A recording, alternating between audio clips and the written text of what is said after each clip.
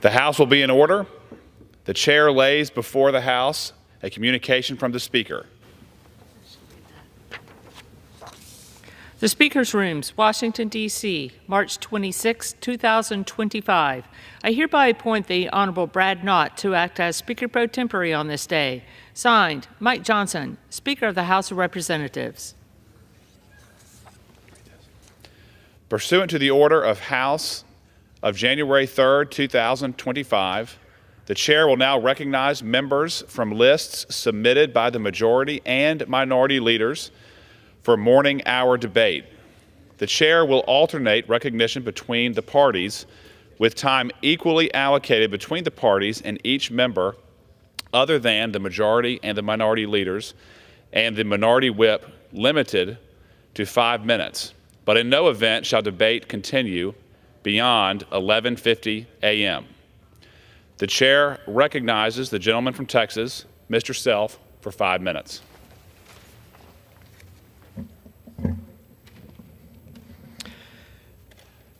Mr. Speaker, America and our European allies find ourselves at an inflection point. We have an amazing opportunity, and the actions we take today will shape the outcome for generations to come. The world is significantly more dangerous because of the Biden administration projecting American weakness to the world. Under the previous administration, America turned away from policies that had our adversaries quaking in their boots and instead bent a knee to the axis of evil. Make no mistake, China, Russia, and Iran are exerting influence across the globe that is causing harm and posing major threats to both the United States and our allies. It is vitally important that the United States and our European allies work together to find solutions that both combat these adversities and ensure that we stay ahead of them in the process. All three are trying to impose their will physically, psychologically, and diplomatically on Europe, and we must be fully prepared for whatever approach they take. As the chairman of the Europe Subcommittee on Foreign Affairs, I will continue to lead both reauthorization of the State Department and regional efforts under the leadership of Chairman Mast. A significant part of our focus is achieving the policies that put America's interest first while building our relations with allies abroad among our common adversaries. We have taken major steps in the right direction under President Trump and his administration, but there is still more work to be done. Our NATO partners must step up to the plate, give 5% of their GDP for the protection of Europe as America shifts its focus to the Indo-Pacific region. The CCP has made significant advances in warfare, and we must remain vigilant while also building up our defense industrial base in order to be prepared for any scenario. America must not remain idle while our adversaries are advancing their capabilities. The Europe Subcommittee will do our part. I yield back. The chair recognizes the gentleman from New York, Mr. Kennedy, for 5 minutes.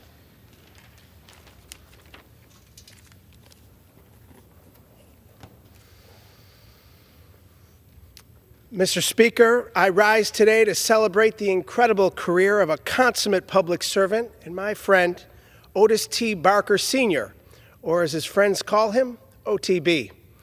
For nearly 3 decades, Otis has been at the heart and soul of Buffalo's community services, dedicating his life to uplifting our city's children and families. From his trailblazing career in business to his tireless work in public service, Otis has always led with integrity, passion, and an unwavering commitment to the people of Buffalo. Otis's public service journey began in 1996 when Deputy Speaker of the New York State Assembly, Arthur O. Eve, hired him as his Chief of Staff.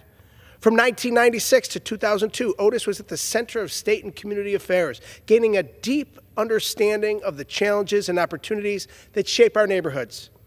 In 2006, Buffalo Mayor Byron Brown tapped him to serve as Director of the Division of Youth. His leadership continued to grow, serving as Deputy Commissioner in 2011 and ultimately Commissioner of Community Services and Recreational Programming in 2017, where he oversaw critical programs for our youth, our seniors, our workforce, and our recreational spaces. As Commissioner, Otis Barker helped over 30,000 young people find opportunities through the Mayor's Summer Youth Internship Program, giving Buffalo's next generation a path forward. But his service didn't stop with government. He spent his time coaching Little League Baseball, leading the North Buffalo Little League Football Organization, and coaching high school basketball, instilling values of discipline, teamwork, and perseverance in young athletes across our city. At his retirement earlier this month, Buffalo's mayor surprised Otis with the renaming of the basketball courts in Martin Luther King Jr. Park as the Otis T. Barker Sr. Basketball Courts, a fitting tribute to someone who has helped make athletics more accessible for our young people. Otis's impact extends into Buffalo's faith and music communities, where he directs and assists choirs at St. John Baptist Church and the Varson Community Choir. His voice, both in leadership and in song, has lifted up so many in our community. Buffalo will miss him in City Hall, but I am confident that his mentorship, leadership, and boundless generosity will continue throughout his retirement, and I have no doubt he will continue his commitment to our city as he also enjoys more time with his wonderful family and friends. Thank you, OTB, for making our community a better place to live, work, and raise a family. I wish you a well-earned and rewarding retirement, my friend. We love you. Congratulations and Godspeed. I yield back. Thank you, sir. The chair recognizes the gentleman from North Carolina, Mr. Moore, for 5 minutes.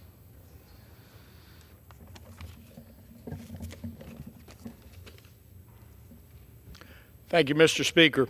I rise to honor North Carolina State Senator Marshall Arthur Roush, who recently passed away at the age of 102. And he left behind a legacy of service, leadership, and generosity that will be remembered for generations. As the longest-serving Jewish state senator in North Carolina history, Senator Roush was a trailblazer and a man of deep principle. He dedicated much of his life to public service, serving on the Gastonia City Council, chairing the Senate Finance Committee while he was a member of the Senate, and championing racial harmony, education, and fiscal responsibility. He was also a World War II veteran and a successful businessman who ran at one time the world's largest Christmas ornament company. His work to integrate schools peacefully in Gaston County, to support higher education, and to help folks achieve self-sufficiency left an impact that will continue for generations. Senator Roush was known for his kindness, his wit, and his unwavering belief in the power of public service to make people's lives better. I was someone who was very lucky to get to know him. As a young person, I was a Senate page and had the opportunity to serve there and to get to know him all those years ago, and stayed in contact with Senator Roush over the years. He stayed very active up until pretty much till the end. And one of his favorite things he would like to do, Mr. Speaker, is periodically he would have a hot dog roast during the week, and he would invite folks over for hot dogs during the week, folks from all backgrounds, from all political parties, and an opportunity to sit down and fellowship and have a meal together and just get to know folks. And that's the kind of generous man that Marshall Roush was. I will tell you that he is going to be deeply missed. And I join the people of Gaston County and the people of North Carolina in honoring his extraordinary legacy. With that, Mr. Speaker, I yield back. Mr. Moore, thank you. The chair recognizes the gentleman from Connecticut, Mr. Courtney, for 5 minutes. Thank you, Mr. Speaker. Mr. Speaker, last year, candidate Trump, President-elect Trump, and now President Trump has repeatedly told the American people that he won't touch Social Security. Well, we're now 2 months into his administration, and we're finding actually that, of course, the opposite is true. Headlines yesterday in the Washington Post read, "Long waits, waves of calls, website crashes, Social Security is breaking down." Next to me is a poster board from the Wall Street Journal. Some people may say, well, the Washington Post, they're always critical of President Trump, but this is the Wall Street Journal. impeccable center-right newspaper whose headline states, "Dealing with Social Security is heading from bad to worse." The agency that administers benefits is cutting staff and restricting benefits as part of the Department of Government Efficiency Review, DOGE, the Trump initiative. And let's be more specific. What are some of those intentional policies that are being put into place? Well, we know that there was a wave of those fork-in-the-road retirements that hit Social Security and reduced staff. We know that Social Security has already announced that the workforce is going to be reduced from 57,000 all across America to 50,000. Now, some of you may say, well, what's wrong with that? We should sort of downsize our workforce, make them more efficient. But the fact of the matter is, if you look at how many people are beneficiaries today with the baby boomer retirements that are swelling the ranks of Social Security beneficiaries, it's 73 million Americans now are receiving Social Security benefits. People with retirement benefits, children who've lost a parent, and people on disability. So we're now having bigger than ever population of people collecting Social Security benefits and a reduced staff. To put this in perspective, in 2010, not that long ago, the size of the Social Security workforce was 68,000, 18,000 more than what the Trump administration is targeting for today. And the number of beneficiaries in 2010 was 54 million Americans, as opposed to 73 million Americans today. So we have more people who need help with the Social Security system and fewer staff to help them navigate it. In a week, just 1 week from today, they are pretty much going to shut off phone service for Social Security beneficiaries who are trying to sign up with their bank information getting on Social Security. This is something that has been normal practice, using very precise identifiers to make sure that waste, fraud, and abuse does not occur. By the way, Social Security's accuracy is 99.7%. That has been verified by outside audits, by the Social Security trustees. And yet, despite that track record, what they're going to tell Social Security beneficiaries who sometimes struggle with online enrollment in terms of other areas of their lives, that they're not going to have the opportunity to use phone service, which again has been in practice for decades in the past. They're also closing 47 Social Security offices across the country. Again, at a time when the number of people who need to interact and interface with the Social Security system is bigger than ever, they're shutting down offices and laying off staff and shutting off phone service. The wait times in terms of people trying to get appointments in person are going to get longer. Just in the Northeast, we've already been told that the White Plains office in New York is going to be closed, and they're telling people to go to New Haven, Connecticut, my state. That's about a 2-hour drive for people if they want to have an in-person appointment, that are now going to basically have a shuttered building in a very densely populated area outside of New York. So the notion that the Social Security system by this administration is not being trusted, the opposite is true. And look at DOGE is behind this, as the Wall Street Journal reported. Elon Musk, in an interview with Fox News, made it crystal clear his goal is to eliminate Social Security and get, he said, $800 to $900 billion of savings out of the Social Security system, which we know today is probably one of the most efficient agencies in the federal government in terms of the accuracy of their payouts. And the pathway ahead of us is, as a result, very crystal clear. Congress has to stand up as a co-equal branch of government that enacted Social Security in 1935, and for 90 years, we're celebrating the 90th anniversary of Social Security, has been a pillar of middle-class retirement security, helping children who've lost a parent. It is not an entitlement. It is not welfare. It's an earned benefit that people pay in, and they should get that benefit when it's their turn to get the help from the Social Security that we promised as Congress. Defend Social Security. Stand up for Social Security. Don't touch Social Time Security. has expired. The chair recognizes the gentleman from California, Mr. LaMalfa, for 5 minutes. Thank you, Mr. Speaker.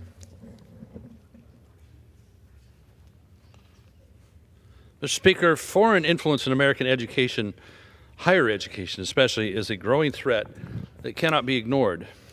For years, adversaries like the Chinese Communist Party have funneled billions into U.S. colleges and universities through undisclosed donations and contracts, gaining influence over research, curriculum, and even campus policies. These backdoor financial arrangements jeopardize academic integrity and national security, allowing foreign governments to push their own agendas under the guise of educational partnerships. Foreign regimes, including the Chinese Communist Party, have capitalized on loopholes in the Higher Education Act to expand their influence. Many U.S. institutions fail to disclose foreign gifts as required, allowing foreign entities to quietly infiltrate and manipulate academic environments. The Deterrent Act will be taken up soon, introduced by my colleague from Washington, Representative Baumgartner, takes a decisive stand against this threat by enhancing foreign gift and contract reporting requirements. By slashing the reporting threshold to just $50,000 and implementing an even stricter $0 threshold for countries and entities of concern, the bill ensures universities disclose all foreign funding, regardless of its size or source. Lowering that threshold will bring more and more of them into the light. So China alone has sent over $1 billion to U.S. universities in the past decade, much of it undisclosed until recently. These financial ties have been linked to research theft, censorship of critical discussions, and undue pressure on faculty and students. A congressional investigation uncovered nearly $40 million in unreported contracts between two top U.S. universities and the CCP. Foreign-backed research centers are often used as footholds for regimes to infiltrate American institutions, steal intellectual property, and push their political agendas. Some universities, either unknowingly or in pursuit of financial gain, have allowed foreign-funded centers to operate on campus, shaping curriculum, limiting academic freedom, and suppressing dissenting viewpoints. The Deterrent Act strengthens reporting requirements, ensures greater transparency to Congress and the public, and imposes strict penalties for non-compliance. It requires universities to disclose foreign gifts and contracts to individual faculty members, who are often the most targeted by adversarial regimes. It also holds private institutions accountable by revealing foreign investments in their endowments. With the current administration failing to investigate this growing threat, the Deterrent Act provides a necessary course correction, the previous administration having done so. Foreign influence not only threatens integrity of academic research, but also compromises national security by giving adversarial governments access to sensitive technological advancements. These financial entanglements, if left unchecked, will continue to erode the independence of U.S. institutions, putting both intellectual freedom and national interests at risk. Higher education should be a place where students are taught how to think, not what to think, especially by foreign entities with their own agendas that go against the United States' interests. Increased oversight is essential to ensure that universities serve the interests of students and the nation, not those of adversarial regimes. So with the previous administration failing to take this step, the Deterrent Act is essential that we do that now. I yield back. The gentleman yields. The chair recognizes the gentlewoman from Alabama, Ms. Sewell, for 5 minutes.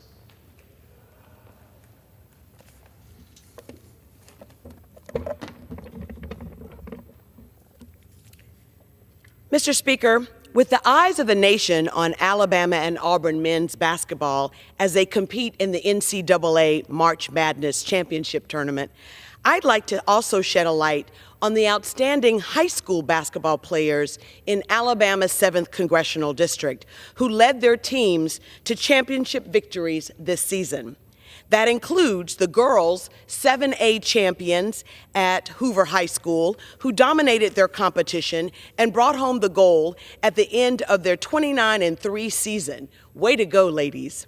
Likewise, Hoover High School boys were also crowned 7A champions at the end of their undefeated season. Go Hoover Buccaneers.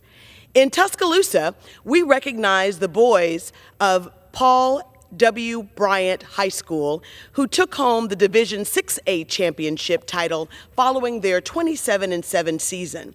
And in Clark County, we congratulate the Jackson Academy boys who finished their 21-4 season when they won the Division 4A championship. And last, but certainly not least, I want to congratulate Uniontown's own R.C. Hatch boys basketball team. In February, the Bobcats set a new record for boys basketball in the state of Alabama when they took home their 11th, that's right, 11th state title as Division I champions. As the proud daughter of the late coach Andrew A. Sewell, who coached the Selma High School Saints for over 30 years, including in numerous state tournament games, I know firsthand the amount of dedication, talent, and teamwork that goes into earning a state championship title. So on behalf of Alabama's 7th Congressional District, I ask my colleagues to join me in congratulating our outstanding high school basketball champions. I am confident that these young student athletes have bright futures ahead of them. This weekend, the city of Birmingham will host the NCAA Women's Basketball Sweet 16 and Elite 8 in the Magic City. We welcome them to Birmingham, Alabama, all of the teams, and wish them much success.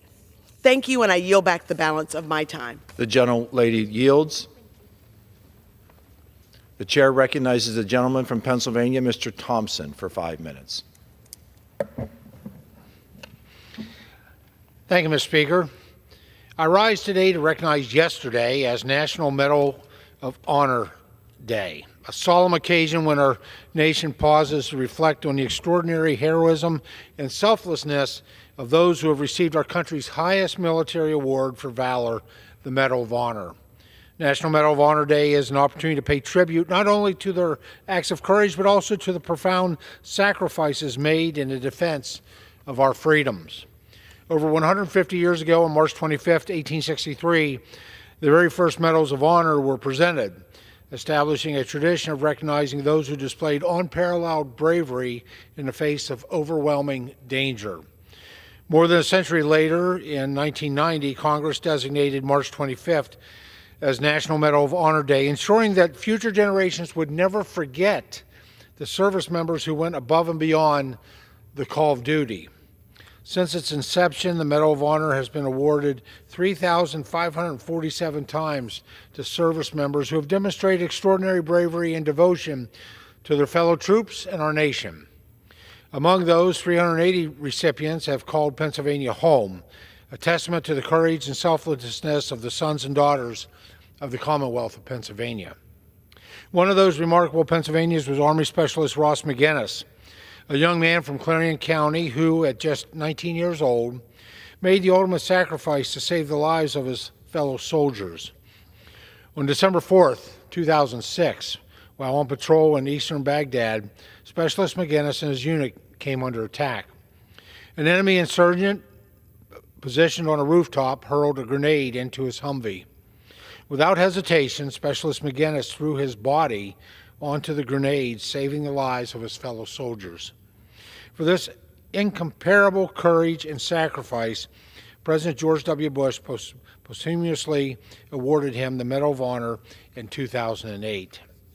Today, the post office in Knox, Pennsylvania bears his name, ensuring that his legacy of heroism endures in a community he once called home. Another Pennsylvanian whose bravery is etched in history is Private First Class Foster Sayers, a 20-year-old infantryman from my hometown of Howard, Pennsylvania, who answered the call to serve during World War II. On November 12, 1944, while fighting near Thionville, France, Private Sayers single-handedly charged enemy positions, drawing fire away from his unit and allowing his fellow soldiers to successfully flank and capture the enemy stronghold. His courage, sacrifice, and dedication to duty earned him the Medal of Honor. 80 years later, his name remains a symbol of the price of our freedom.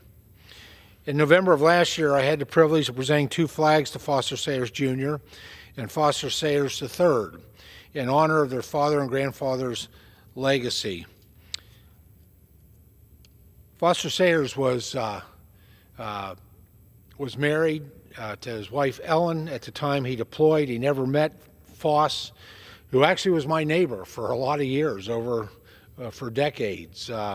Married to my dad's cousin. Foster's wife, Ellen, was actually my babysitter when I was growing up, and a remarkable family. And behind every Medal of Honor recipient is a family that has also sacrificed. Our military families often bear the weight of their loved one's service, and I also want to thank them for their sacrifice.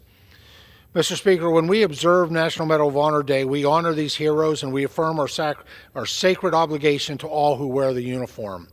We must ensure that our veterans and service members are treated with the dignity, care, and gratitude that they have so courageously earned. Let us continue to build a country worthy of the sacrifices of our veterans. May God bless our veterans, our fallen heroes, and our great nation. Thank you, Mr. Speaker, and I yield back the balance of my time. The gentleman yields. The chair recognizes the gentlewoman from Texas, Ms. Johnson, for 5 minutes.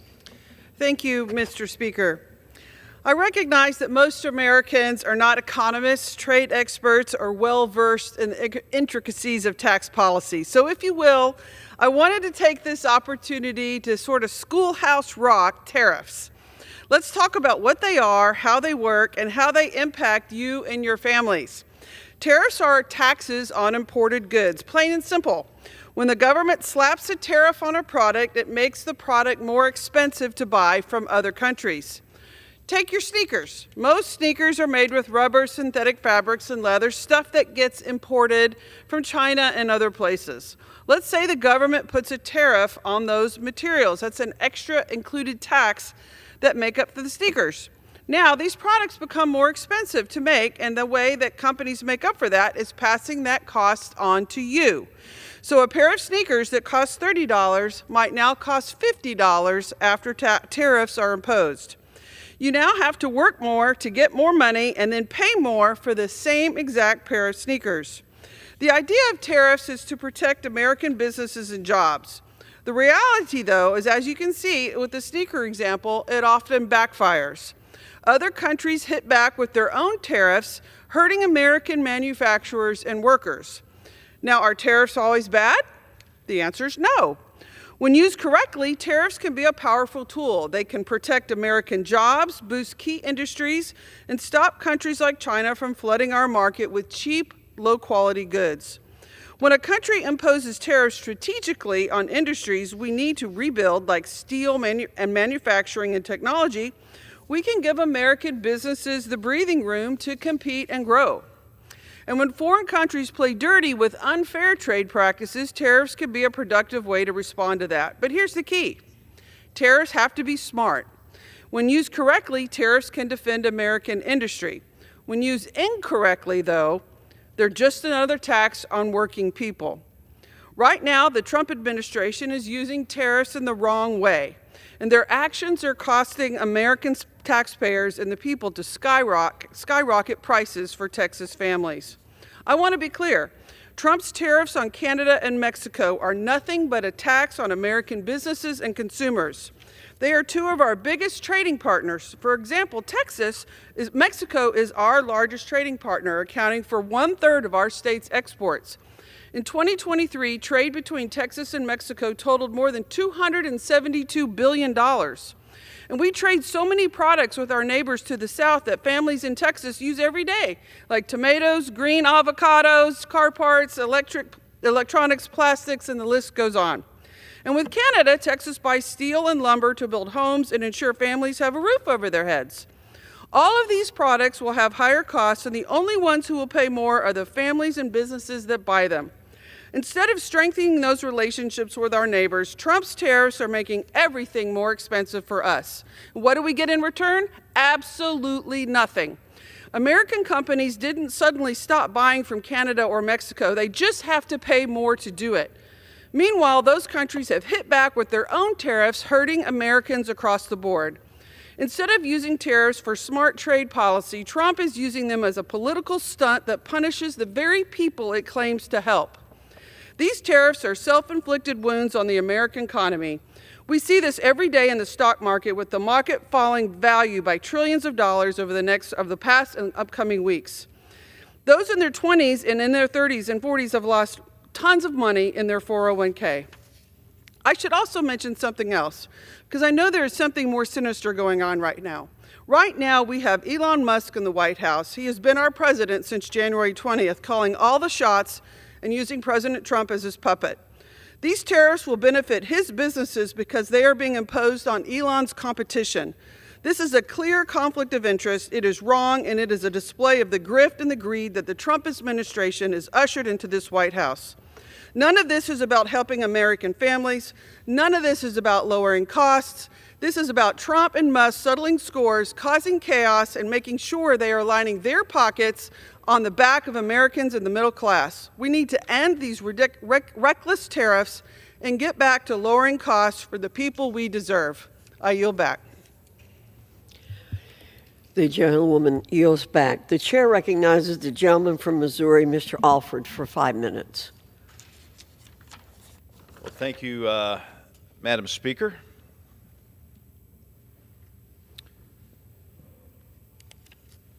Madam Speaker, I rise today to honor an outstanding American and our March Veteran of the Month, Lieutenant Commander Greg Cowan, United States Navy, retired from Lebanon, Missouri in Laclede County.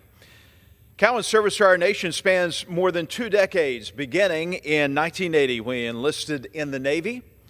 From his early days as an aviation's electronics technician to earning a commission through the Naval ROTC program, his dedication and commitment to our nation never wavered. He served in duty stations across the country and around the world, from Rota, Spain, to Camp Lemonnier in Africa. He deployed multiple times to the CENTCOM areas of operations, serving aboard the USS Comstock, the USS Kitty Hawk, USS Harper's Ferry, and USS Incheon.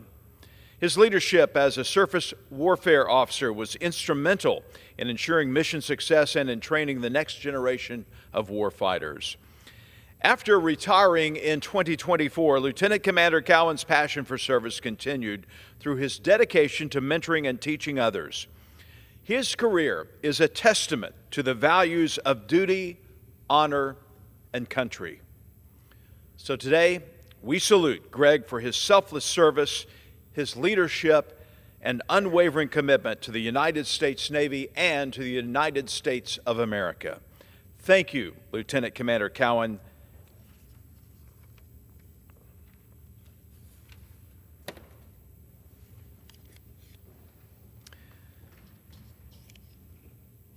Madam Speaker, today we are proud to recognize Gold Apple Boutique, located in the historic district of Fayette, Missouri, as Missouri's 4th Congressional District March Small Business of the Month. Owned by Kara Conroe, Gold Apple Boutique is a shining example of entrepreneurial spirit and community dedication. Kara's passion for business and her desire to build a future for her growing family led her to open this unique shop on Fayette's historic square. I was just in it last week. It is a great store. They're offering fashionable clothing, accessories, and personalized items. Gold Apple Boutique provides a welcoming space where customers find both style and confidence. Kara's success is a testament to the impact of small businesses on local communities and local economies. Her engagement in our U.S. Chamber Roundtable last week highlighted her commitment to strengthening the business community. As spring approaches, Gold Apple's Boutique's latest arrivals are already drawing in excited customers there on the square, proving that small businesses like hers keep our towns vibrant and keep them thriving. So congratulations to Kara Conroe and Gold Apple Boutique on this well-earned recognition, our Small Business of the Month, and thank you for your dedication to Fayette and to making Missouri's small business community thrive. With that, I yield back. The gentleman yields back. The chair recognizes the gentleman from California, Mr. Panetta, for 5 minutes. Thank you, Madam Speaker.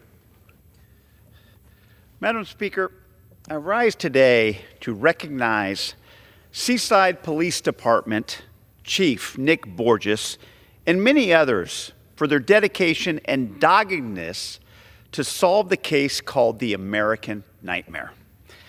Aptly named, this case started back in 2015 in Vallejo, California, when Matthew Mueller broke into the home of Denise and Aaron Quinn, drugged and bound them, and kidnapped Denise. Mueller then took Denise to a cabin near Lake Tahoe where he sexually assaulted her and then released her 3 days later down in Southern California.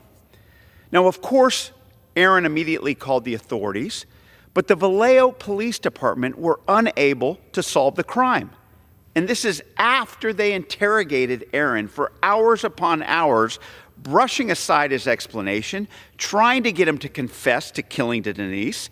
And then ultimately, after Aaron wouldn't confess to something he didn't do, the detectives accused both Aaron and Denise of faking and lying about the whole thing. The detectives even went as far as putting out a formal statement calling the whole thing a hoax, and that given the facts that have been presented thus far, this event appears to be an orchestrated event, not a crime. Madam Speaker, get this. Around the same time period, Mueller committed several more home invasions. He eventually got caught and convicted for those similar crimes, but the Vallejo detectives never connected Mueller to the kidnapping of Denise. It was such a sensational story about how the detectives acted, about how Aaron and Denise allegedly concocted her kidnapping, that even Netflix came out with a documentary called The American Nightmare. Madam Speaker, it became one of the most watched docuseries on Netflix. Now, fortunately, one of the people who watched that Netflix series was Seaside Police Chief Nick Borges. Now, Chief Borges didn't have anything to do with that case, but after watching the documentary in 2024, he literally reached out to Denise and Aaron, and he let them know that even he was disgusted with the way the Vallejo detectives conducted the interviews, and that Denise and Aaron have the backing of law enforcement, despite how they were treated. Chief Borges then decided to meet with the couple, along with Alameda County Detective Mitzi Caruso and El Dorado DA Vern Pearson, all of whom felt that the investigation was mishandled. The group then started their own investigation and quickly found that Mueller was in custody for similar crimes in the same areas. Chief Borges then simply and literally reached out to Mueller, who was in custody on his other similar crimes. And he asked Mueller, did you want to talk about the crimes against Aaron and Denise? If you could imagine this, Madam Speaker, Mueller responded, and he admitted what he did to Denise. Now, further investigation by the group and getting the FBI involved led authorities to the Lake Tahoe cabin, where they found further evidence to corroborate the crimes against Mueller that Mueller committed against Denise and Aaron. And eventually, Mueller ended up pleading guilty to those crimes, as well as others that he had committed in the area. Madam Speaker, as DA Pearson said, this was a very unusual, crazy set of facts. It unfortunately had detectives who didn't believe Aaron and Denise from the start, as well as who used some outdated investigation and interrogation techniques that led them down the wrong path. Fortunately, though, you had police officers with common sense who got involved to help solve this case. Moreover, Denise and Aaron, Chief Borges, and others are now working with law enforcement to change how interrogations are conducted to ensure that what Aaron and Denise experienced never happens again. I rise today, Madam Speaker, to commend Denise and Aaron for their fortitude, for their resilience, and for their belief in law enforcement. And I recognize Seaside Police Chief Borges and other law enforcement officers who use common sense, who use their humanity to not only solve this case with a sense of justice, but to do what's right in our society. Thank you, Madam Speaker. I yield back. The gentleman yields. The chair recognizes the gentleman from Wisconsin, Mr. Tiffany, for 5 minutes.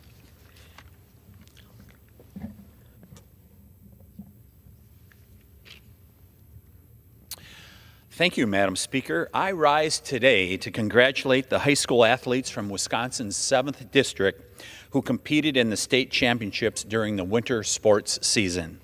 In the individual state wrestling tournament, my district had Liam Neitzel of Hudson, Lane Anderson of Amory, Reagan Roy of Wabeno, Blake Underwood and Cale Quaintance of Marathon, Wyatt Unser of Glenwood City, Colton Weiler of Auburndale, and Carter Luke of Stratford secure a state championship, with the St. Croix Falls boys team taking home the first place title at the team state wrestling tournament. Then the Tomahawk boys hockey team claimed their first ever state title at the boys hockey state tournament. At the gymnastics state meet, Chippewa Falls Co-op won Division I team, Rice Lake won Division II team state, and Avery Ash of Rice Lake took home first place in the individual balance beam event. I also want to congratulate the Osceola High School ice fishing team on taking home the state title, going against 87 schools. Not many states have a ice fishing tournament. Congratulations to each one of these state champions, as well as their coaches. I wish you the best of luck in your future seasons. And I yield back, Madam Chair. The gentleman yields back. The chair recognizes the gentlewoman from Massachusetts, Ms. Presley, for 5 minutes. Madam Chair, I rise today to honor Women's History Month. Now, as a practice, I do celebrate Women's History Month every month, but today I'll take to the floor to talk about a living legend, Miss Alfreda Harris. Miss Harris is a champion for everyone who calls Boston home and a mother of movements. She has committed her life to building community and supporting our young people. She is widely known for her dedicated work to the Boston Parks Department, actualizing a vision of beautiful green space, room to play, and fresh air for all of our children. Ms. Harris was the first Black women's coach in UMass Boston's history in 1980 when she was hired in that role, becoming UMass Boston's first women's basketball coach, but she was also the first female head coach at UMass Boston for any sport. She led her basketball teams at Roxbury Community College and the University of Massachusetts Boston to an outstanding 136-20 career record. Her tenure on the Boston School Committee is defined by her lasting commitment to strengthening Boston through decades of transition, grappling with the impact of segregation, and working towards a vision of educational equity for all. When she retired, she did so as the longest-serving member of the Boston School Committee. She remains a source of inspiration to many. This Women's History Month, let's give this history maker her flowers. We love you, Ms. Harris.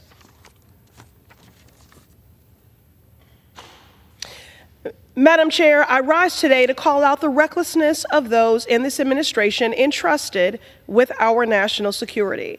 I did not think I would see a day where someone with the highest security clearance is using a phone messaging app to treat matters of national security with such blatant disregard, celebrating with emojis in a group chat as they unlawfully authorize military actions. I struggle to find a reference point. This administration continues to make history for all the wrong reasons. This is beyond the pale. The disregard for human life, the disregard for national security. Let me just make this abundantly clear to the American people. Secure channels of communication do exist to discuss classified military action. They sure as hell are not a signal group chat. Information like this, it is imperative that it be handled with sensitivity. Under this administration, the United States foreign policy is a failure. Decades of diplomatic efforts to build goodwill and keep the American people safe have been upended. We have an unelected billionaire gutting life-saving programs like USAID's essential work to feed newborns and to get medicine to war zones. And meanwhile, you have a cast of characters in these roles having nothing to do with merit, but simply their fealty and loyalty to Donald Trump, a cast of characters ordering military strikes in a group chat with a random journalist in it. This is nothing to be cavalier about. This is not a drill, it is not a joke, and every person involved should be investigated by Congress. In particular, Pete Hegseth is proving himself to be grossly unqualified to lead the Department of Defense and should have never been confirmed by the Senate. This national security failure is proof that he cannot serve this country's best interest, and I call for Pete Hegseth to resign. I yield. The gentlewoman yields. The chair recognizes the gentleman from Kansas, Mr. Mann, for 5 minutes.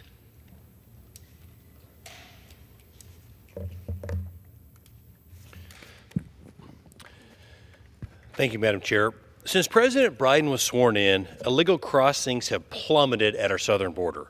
This past February saw the lowest level of illegal crossings ever recorded in our nation's history, down 94% from February 2024, and 96% from the all-time high under the Biden administration. Along the Del Rio sector of the border, there was a 98.8% decrease in apprehensions compared to the highest day under President Biden. For 4 years, President Biden and radical progressive activists tried to blame President Trump and congressional Republicans for the crisis at the nation's border. It turns out the only thing we needed all along was a president who doesn't run from common sense and isn't afraid to enforce the law. Thankfully, President Trump is not afraid. Just last week, Secretary of Homeland Security Kristi Noem announced that the Department of Homeland Security, DHS, will resume construction of President Trump's border wall. Border Patrol agents have told us again and again that a physical barrier on our southern border is a key deterrent to the trafficking of humans and illicit drugs by the Mexican cartels across our southern border. Yet on day one of his presidency, President Biden stopped construction of the border wall. President Trump is gladly reversing this madness and making our border secure. President Biden's failed leadership continuously put innocent Americans' lives at risk, as nearly 400 individuals' names who'd appeared on the terrorist watch list attempted to enter the country, and gang members from MS-13 and Tren de Aragua invaded the interior of the U.S. Some of these monsters took the lives of innocent Americans like Laken Riley and Jocelyn Nangare. While President Biden barely expressed empathy for the lives he put at risk, President Trump took action, deporting these violent criminals and gang members from the start of his presidency. On November 5th, 2024, 77 million Americans, including myself, voted to restore common sense border policies to our nation's capital. The president is providing that common sense, and I'm deeply grateful to have his strong leadership back in the White House. Thank you, President Trump, for standing for our country and securing our border. Promises made, promises kept. Madam Speaker, I rise today in honor of an American patriot, Craig Beam. Congratulations, Craig, on your well-deserved retirement from the U.S. Marshal Service. When most Americans hear of a fugitive on the run, their natural instinct is to protect their loved ones and avoid coming across the wanted criminal at all costs. Craig's approach to protecting his family and loved ones is a little different. When danger or bad actors present themselves to our communities, Craig has run toward them and worked swiftly with his fellow marshals to remove these criminals from the streets. In August of 1993, a convicted marijuana grower walked into the Frank Carlson Federal Building in Topeka, Kansas for a sentencing. What was a normal day in Topeka suddenly turned into gunfire and tragedy as the convict's car and his person were covered with explosives and pipe bombs. As building staff hid in fear, Craig and his fellow law enforcement agents put their fear aside to get innocent civilians to safety. In all, 5 Kansans were injured in that day, and a court officer, Gene Goldsberry, was tragically killed. Then Deputy Marshal Beam, alongside 3 of his fellow marshals, were recognized for their heroism with the Director's Distinguished Service Award. Serving in law enforcement and the U.S. Marshal Service is a selfless calling, and for the last 34 years, Craig Beam has done it effortlessly. Not many people openly run toward danger and put their safety at risk for the sake of their communities, but for Craig, it's second nature. Craig, thank you for your selflessness and for 34 years of dedication to keep Kansas safe. Congratulations on your retirement. And with that, Madam Speaker, I yield back. The gentleman yields back. The chair recognizes the gentleman from Puerto Rico, Mr. Hernandez, for 5 minutes.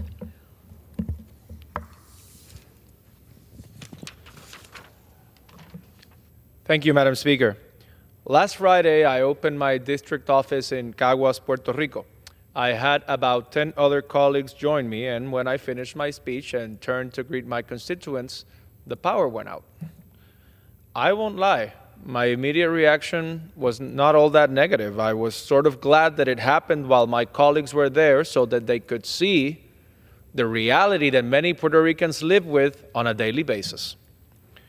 Now, I'm afraid that that reality is about to get a lot worse.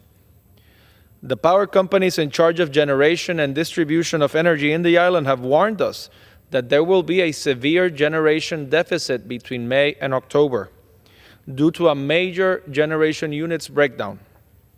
As a result, we might face up to 125 selective power outages during that time.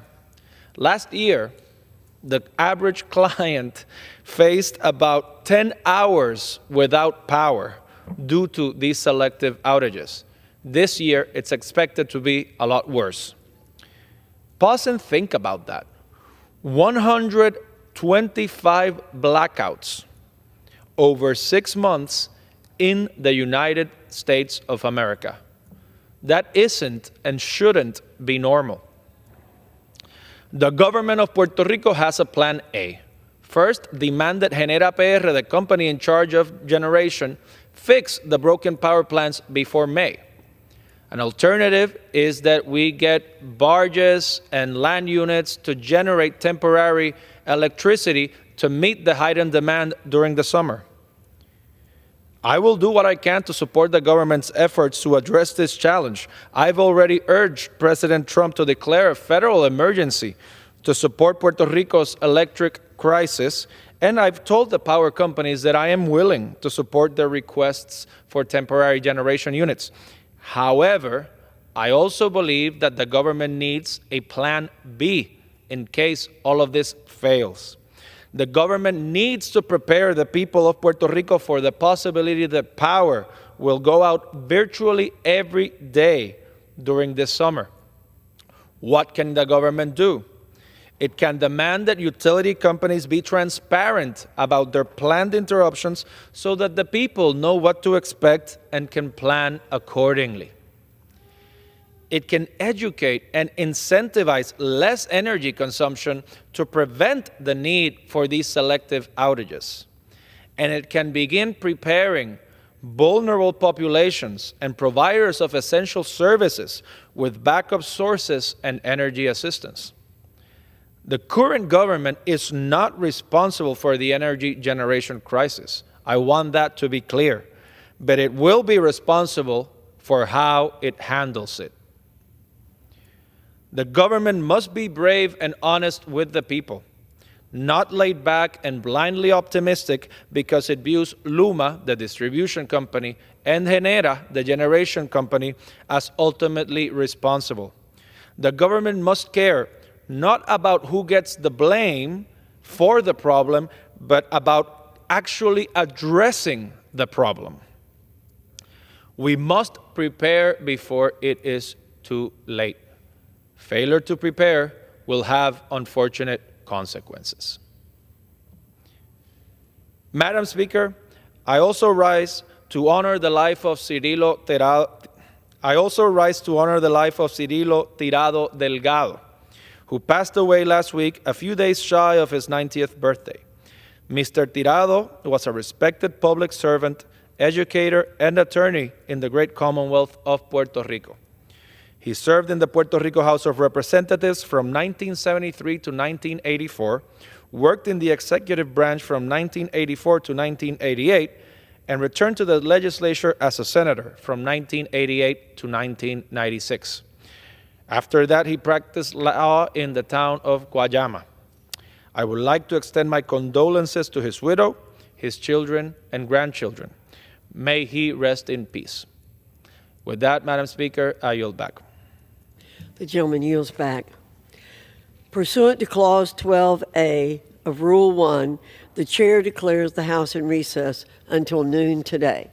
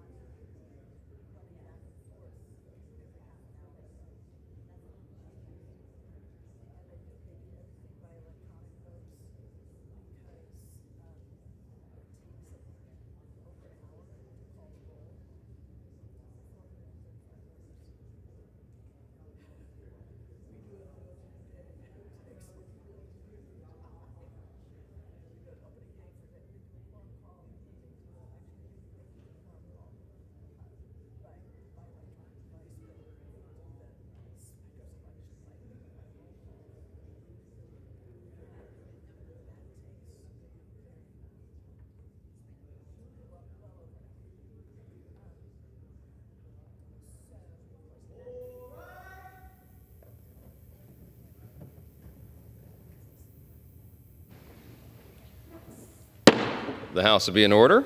The prayer will be offered by Chaplain Kibben. Would you pray with me? Holy God, in this house of historic honor, these corridors of consequence, these halls of justice, remind us that all power belongs to you, O God. All things came from you, exist in you, and will return to you in the fullness of time. Humbled before you, then, we pour out our hearts, laying before you the work of our hands, the thoughts of our minds, and the desires of our souls.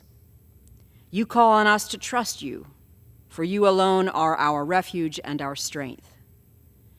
In you, Lord, is unfailing love, a love which transcends our best and sometimes failed intentions, our best laid but often poorly executed plans. But in the depth of your love for us, transform the effect of our labor to align with your grace plan for us and for this nation. In your eternal name we pray. Amen. Amen. The chair has examined the journal of the last day's proceedings and announces to the House the approval thereof. Pursuant to Clause 1 of Rule 1, the journal stands approved. The Pledge of Allegiance will be led by the gentleman from Mississippi, Mr. Guest. Please join me in the Pledge of Allegiance. Attention, salute, pledge. I pledge allegiance to the flag of the United States of America and to the republic for which it stands, one nation, under God, indivisible, with liberty and justice for all. The chair will entertain up to 15 requests for 1-minute speeches on each side of the aisle. This is the gentleman from California seek recognition. Without objection, the gentleman is recognized for 1 minute. Mr. Speaker, I want to recognize my former Chief of Staff, Michael Reed, who leaves the House after many years of service. From 2019 to 2021, he served my office, and every member of this chamber would be lucky to have Michael serving them. He's a mentor to any staff who work under him. He's a lover of the institution and the rules that guide us, and he's a believer that this is still the best place for us to resolve our disputes. He led us particularly during COVID and January 6th. And on January 6th, I remember Michael finding every vending machine he could in the building to bring food to the members at the evacuation site where we huddled. And then he counseled our staff who were waiting to know what would happen next. And he predicted to me, stick around in this room because Speaker Pelosi would later gavel us in. He was right, and she was right to hire him a few months later from my staff to work for her. We will miss Michael in his service, but he never could have done it without his partner, his wife, also a former Chief of Staff, Keenan. The two of them will continue to serve in other ways, but this House misses Michael Reed, and I yield back. For what purpose does the gentleman from Missouri seek recognition? Mr. Speaker, I ask unanimous consent to address the House for 1 minute. Without objection, the gentleman is recognized for 1 minute. Thank you, Mr. Speaker. Today I am introducing the Do No Harm Act. As a physician, I took an oath to do no harm, but over the past several years, doctors working at pediatric transgender clinics have prescribed medications or done procedures that they know will permanently sterilize children or leave them with irreversible medical and psychological damage. This bill is the most comprehensive legislation introduced to date to protect children from experimental and unethical practices of so-called gender-affirming care. This practice has been banned or severely limited in European countries, including the UK, Norway, Denmark, and Sweden, and it's time for the U.S. to wake up and ban this quackery once and for all. The Do No Harm Act builds on President Trump's Day 1 executive order ending the chemical castration and mutilation of children, and I look forward to working with the Trump administration to solidify this policy as federal law. I yield back. For what purpose does the gentleman from Virginia seek recognition? I ask unanimous consent to address the House for 1 minute to revise and extend my remarks. Without objection, the gentleman is recognized for 1 minute. Mr. Speaker, I rise today as a representative for 72,000 veterans and tens of thousands of active duty personnel who live in the 7th Congressional District. As a 25-year Army veteran, former Army JAG prosecutor, and national security Council staff advisor, I can say this: imminent strike approval and mission launch times are highly classified. Sharing specific launch and strike times 31 minutes before the mission begins and 2 hours before our forces were over enemy territory in harm's way is an egregious breach of national security. At best, the success of the operation was at risk. At worst, our pilots' lives were in danger. This isn't a political issue. It's about trust, discipline, and the safety of our service members. Our men and women in uniform deserve better, and Secretary Hegseth needs to do the right thing to restore the confidence of the armed forces, the American people, and our allies. Pete Hegseth must go, and Congress must investigate to fulfill its constitutional responsibilities. Thank you. I yield back. For what purpose does the gentleman from Indiana seek recognition? Mr. Speaker, I ask unanimous consent to address the House for 1 minute. Without objection, the gentleman is recognized for 1 minute.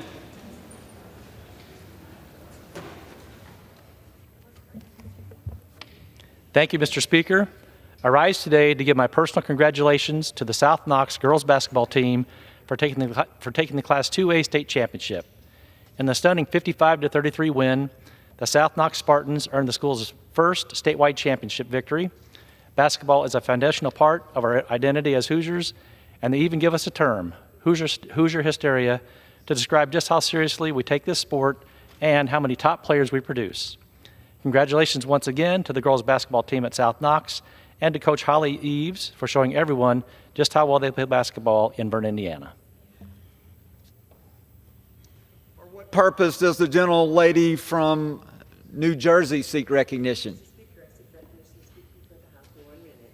Without objection, the gentlelady is recognized for 1 minute.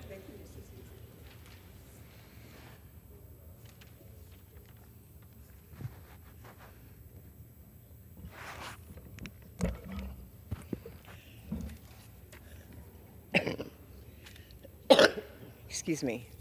Mr. Speaker, I rise today in recognition of a man whom I've known for his entire life, longer in fact.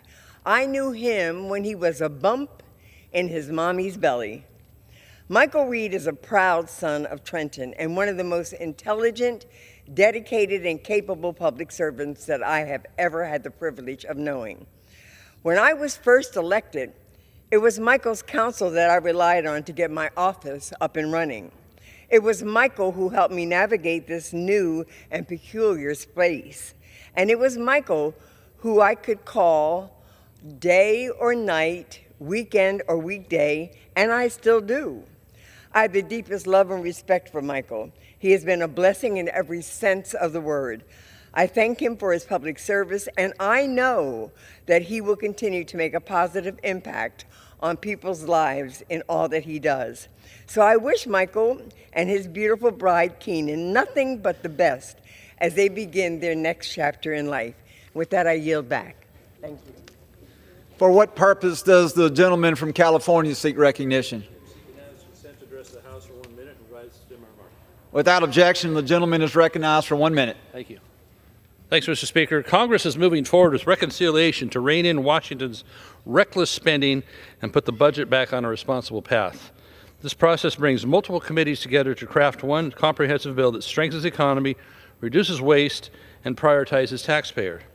The bill secures the border with real enforcement measures, keeps taxes low for families and small businesses, and rolls back job-killing regulations. It also boosts domestic energy production, making America less dependent on foreign adversaries while lowering costs at home.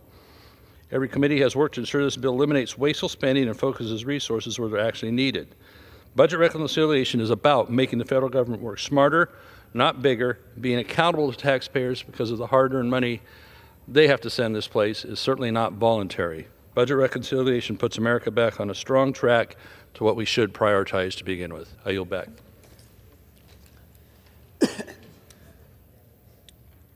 For what purpose does the gentlelady from Iowa seek recognition?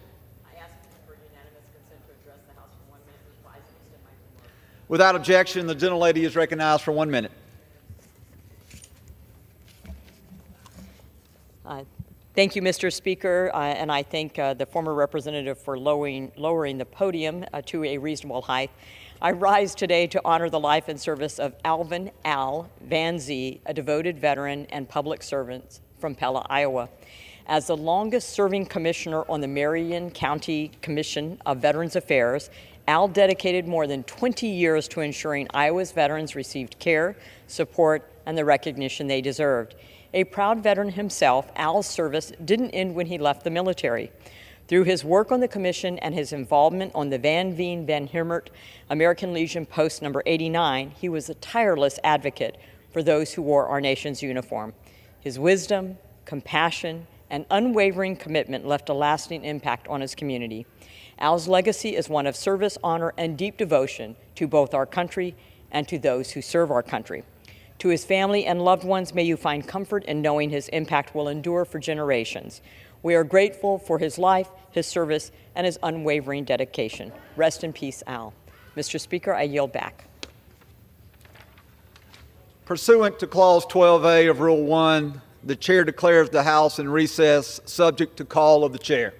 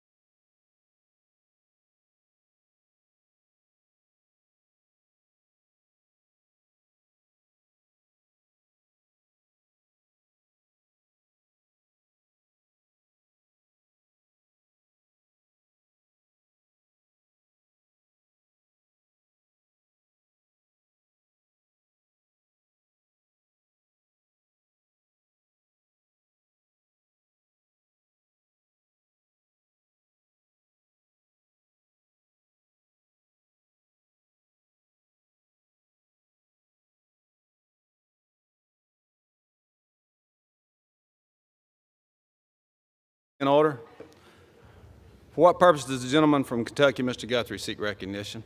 Mr. Speaker, pursuant to House Resolution 242, I'll call up House Joint Resolution 75 and ask for its immediate consideration in the House. The clerk will report the title of the joint resolution. House Joint Resolution 75, joint resolution providing for congressional disapproval under Chapter 8 of Title 5 United States Code of the rules submitted by the Office of Energy Efficiency and Renewable Energy, Department of Energy, relating to Energy Conservation Program, energy conservation standards for commercial refrigerators, freezers, and refrigerator freezers. Pursuant to House Resolution 242, the joint resolution is considered read. The joint resolution shall be debatable for 1 hour, equally divided and controlled by the chair and ranking minority member of the Committee on Energy and Commerce of their respective designees. The gentleman from Kentucky, Mr. Guthrie, and the gentleman from New Jersey, Mr. Pallone, each will control 30 minutes. The chair recognizes the gentleman from Kentucky, Mr. Guthrie. Thank you, Mr. Speaker. I ask unanimous consent that all members may have 5 legislative days to revise and extend their remarks on the legislation and to insert extraneous material on H.J. Res. 75. Without objection. Thank you, Mr. Speaker. I yield myself as much time as I may consume.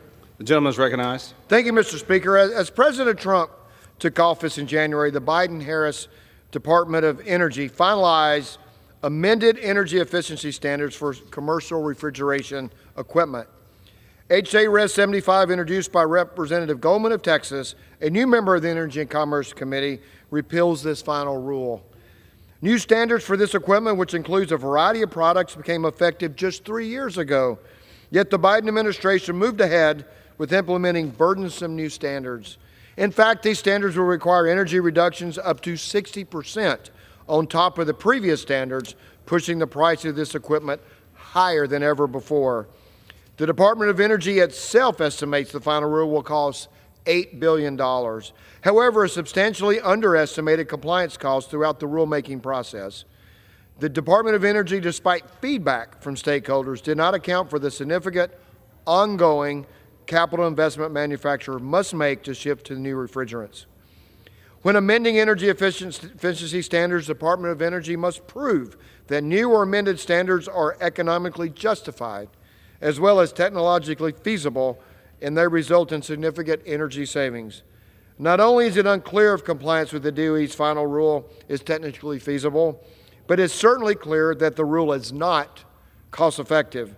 For example, one popular refrigerator design covered by this rule, vertically closed transparent commercial refrigerators, is estimated by the Department of Energy to have a payback period of almost 94 years under the amended standards.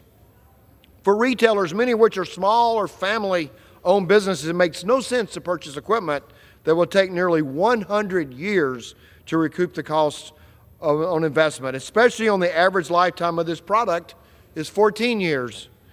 This will result in a less efficient equipment being used beyond its recommended lifetime, or a significant capital expenditure which will have to be passed down to American families in the form of higher prices. This is a lose-lose situation for small business owners and clearly violates the letter of the law. We must pass H.J. Res. 75 to repeal this midnight rule and provide certainty to American manufacturers and small retailers. I thank the gentleman from Texas for his leadership on this issue. I urge my colleagues to join me in supporting H.J. Res. 75. I reserve the balance of my time. From Kentucky reserves. Gentleman from New Jersey is recognized. Thank you, Mr. Speaker. I yield myself such time as I may consume. Gentleman is recognized. I rise in opposition to this resolution. Week after week, I find myself here on the House floor not debating things that are important to American families, like protecting Medicaid or Social Security, but instead debating standards for appliances. We've had refrigerators, air conditioners, washing machines. This one today isn't even something you use in your household. It's commercial. So House Republicans have chosen this time to ignore the pressing issues that Americans face and to instead march forward with their anti-efficiency agenda that drives up energy costs for American businesses and consumers. Democrats, on the other hand, are here to defend these common sense energy efficiency standards and the very real savings they provide Americans. My home state of New Jersey was recently recognized among the top 10 states doing the most to advance energy efficiency. And I'm pleased by my state's progress and want to make sure that Americans in all states benefit from similar efforts. Now, today's resolution, like all the other anti-efficiency resolutions that we've seen recently from the Republicans, did not go through any regular order. And I know that I want to stress why that's important, right? We never received any expert witness testimony on the impact of the standards or on the impact of repealing them. Instead, we're left to trust a Republican Party that is decidedly anti-science on the impacts of energy conservation standards. So let me stress, what do I mean by regular order? Well, a bill's introduced. We have a hearing in the Subcommittee of Energy and Commerce. In this case, Department of Energy would come in and show how there's so much savings and why these standards are leading to more efficiency. And then if the Republicans disagree, they can bring in experts that say the opposite. But of course, they don't want to do that because there aren't any experts that are going to say the opposite. They're just making this stuff up. So today's resolution, HJ Res 75, targets a recently finalized energy conservation standard for commercial refrigerators and freezers. Again, this isn't even for your household. This is commercial refrigerators and freezers. And these are products that are primarily used in grocery stores and convenience stores. Now we're debating whether or not the refrigerators in grocery stores should be energy efficient. I mean, I can't imagine a more waste of the floor time when there's so many other issues that have to be discussed here today, and we're doing this instead. The energy conservation standard targeted by this resolution would save businesses $4.6 billion over 30 years. Now, Republicans have already taken away options for households to save money on their energy bills, and now they're going to strip businesses of these options as well. Repealing these standards would also raise costs and increase demand on the electricity grid. It's also not necessary because 2/3 of the products on the market today already meet these new efficiency standards. And the payback period for any upfront cost of the more efficient products is about 3.5 years, while the products themselves last for 12 to 14 years. So to argue that there's some kind of major regulatory burden or imposition on small businesses is just false. At a time of increased energy costs, increased grid strain, tariffs, rising household costs under the Trump administration, you have to ask yourself, why do Republicans keep targeting policies that save money and save energy? They ran on the fact that they were going to make things more affordable. Things are less affordable, and this will also make them less affordable. And the only answer I can come up with is that the more energy is consumed or the more energy is wasted, the oil and gas industry benefits. So we know that the Washington Republicans continue to do the bidding of big oil and gas. This resolution proves that Republicans are completely out of touch. Americans are struggling to make ends meet and facing the reality that Republicans may soon strip them and their families not only of health care, but in this case, repealing common sense energy efficiency standards. So Republicans also continue to look the other way as the Trump administration and Elon Musk undermine Social Security, threatening the benefits seniors have earned over a lifetime of hard work, and instead they're focusing on refrigerators. I don't know what else to say, Mr. Speaker. I oppose this resolution and reserve the balance of my time. Gentleman from New Jersey reserves. Gentleman from Kentucky is recognized. Mr. Speaker, I'll yield 3 minutes to the sponsor of this bill, Mr. Goldman from Texas.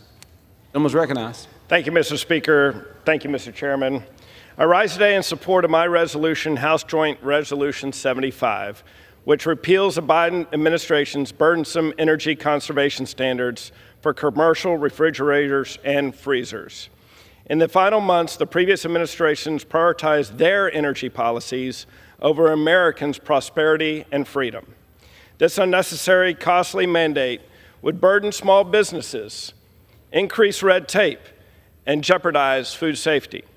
The Department of Energy estimates implementing this rule would cost Americans $8 billion. This massive financial burden will fall on small businesses that rely on commercial refrigeration for their daily operations. Cafes, restaurants, and grocery stores would be forced to purchase more expensive, less effective equipment. As we all know, these costs would be passed on to consumers increasing food and beverage prices nationwide. Beyond the financial strain, the rule would force manufacturers into costly, potentially unfeasible redesigns of refrigeration equipment. The Biden administration failed to account for real-world conditions, including how frequently refrigerators are used during peak business hours. Ignoring these realities poses serious food safety risks. The evidence is clear. If not repealed, these extreme regulations will raise costs, increase red tape, and endanger food safety. I urge my colleagues to support this resolution. In November, Americans voted for change, common sense, and freedom from government overreach and regulation. Let's honor that mandate by rolling back the Biden administration's extreme regulations and supporting small businesses across our nation. Gentleman from Kentucky reserves. Gentleman from New Jersey is recognized. Thank you, Mr. Speaker. I'll yield myself such time as it may consume. Gentleman's recognized. And I'm not trying to disrespect the sponsor of the resolution. He's on our committee. He's from the great state of Texas. But, you know, what I hear, he said that the evidence is clear. The evidence is not clear that, that these standards for commercial refrigerators are actually worse or a burden on small business. He hasn't cited anything that says that. He says that we should have change, and that's what we voted for in November. But not change that's going to hurt people. That's actually going to cost them more money. I mean, the bottom line is the way this works is that the Department of Energy, under the existing law, is required to look at appliances and see whether or not they can be made more efficient and more cost effective. And that's what they did. And they found that these standards were more efficient and cost effective. And I haven't heard anything from the other side other than their own opinion, no experts that they're citing, to say that the experts at the Department of Energy made a mistake. The experts at DOE established these energy conservation standards. It was not politicians that established them. And DOE's process involves extensive stakeholder engagement, working with manufacturers and advocates to establish standards that are technologically feasible, economically justifiable, and result in significant energy savings. This is a highly technical process, and my colleagues across the aisle are making claims that this resolution before us today reduces costs and cuts red tape, but nothing could be further from the truth. We know there are manufacturers out there that support these standards and support having consistent guidance from DOE as opposed to ever-shifting goalposts. And you know what? Again, even if my colleagues on the other side come up with some testimony today or some document that says that, you know, that the Department of Energy was wrong, well, it would have been helpful in having a hearing where their experts could come in, challenge the Department of Energy experts to put these standards together, and then we as the members of the committee could have looked at this and said, well, who's right? But they didn't do that. There was no regular order. There was no hearing. We had no benefit of a hearing on this resolution and the implications of revoking these standards. So this resolution isn't some well-reasoned proposal, Mr. Speaker, that has been properly vetted. It's just a way to kill floor time. It's a way to target any and every regulation without any assessment of the consequences. Now, I spent last week in my district meeting with constituents and holding a town hall. What I heard is that people are really concerned that the economy is heading into a recession because of President Trump's policies. They're concerned about cuts to Medicaid, threats from Elon Musk to dismantle Social Security. You know what? Nobody mentioned to me commercial refrigeration requirements. I don't hear anybody mention that. Republicans have really lost the plot, I think, and I think Americans are taking notice, but I reserve the balance of my time, Mr. Speaker. Gentleman from New Jersey reserves. Gentleman from Kentucky is recognized. Thank you, Mr. Speaker. I have a letter here from the National Automatic Merchandising Association, or vending machines, most of us would know, that says 90 would be effective, their members and vending members, most small business, 90% plus of their operators have revenues of less than $10 million in a year. So I will yield 3 minutes to my good friend from Georgia, Mr. Allen. Gentleman from Georgia is recognized. Thank you, Chairman Guthrie. And Mr. Speaker, I rise today in support of H.J. Res. 75. My colleagues on the other side of the aisle will say this resolution is unnecessary. We've heard that. But let's be clear. What's unnecessary is placing so-called energy standards on commercial refrigerators and freezers, which will only lead to higher equipment costs and additional burdens on small businesses. I come from the small business community. I have felt that, and again, that is what we're hearing from our small businesses and why I'm standing before you today. Time and time again, the Biden-Harris administration imposed new standards with high price tags. First, it was regulations on your cars and trucks, then it was your gas stoves and your washing machines, and now commercial refrigerators and freezers. The list goes on and on. In fact, I stood on the House floor in the last Congress and defended my very own wife's gas stove, and we won that battle. But fortunately for the American people under the leadership of House Republicans and President Trump, common sense has a seat at the table again. All we're doing is rolling back the senseless and unending bureaucratic red tape ushered in under the previous administration that harms hardworking Americans and small businesses. In fact, the Department of Energy estimates that standards on commercial refrigerators and freezers will cost approximately $8 billion, as stated earlier. The Department of Energy, which we know will be passed down to consumers. When did the Department of Energy get into the appliance business? Mr. Speaker, this is an easy yes vote. I encourage all my colleagues to support HJH Res 75, and I thank Congressman Goldman for his leadership, and I yield back. I reserve. Gentleman from Kentucky reserves. Gentleman from New Jersey recognized. Thank you, Mr. Speaker. I yield now such time as she may consume to the gentlewoman from Florida, who's the ranking member of our Energy Subcommittee, Ms. Castor. Gentlelady from Florida is recognized. Well, thank you, Mr. Speaker, and I want to thank the gentleman from New Jersey for yielding the time. I rise in opposition to HJ Res 75, a bill to force small business owners to use more energy and spend more money. Well, here we are at the end of March, and Republicans have not brought one bill to the floor to lower costs and tackle the cost of living for our neighbors back home. Instead, Republicans in Congress have stood idly by while American families and small business owners are left to twist in the wind that make life harder for people back home, more expensive, more difficult to receive the Social Security they rely on, adding taxes through tariffs.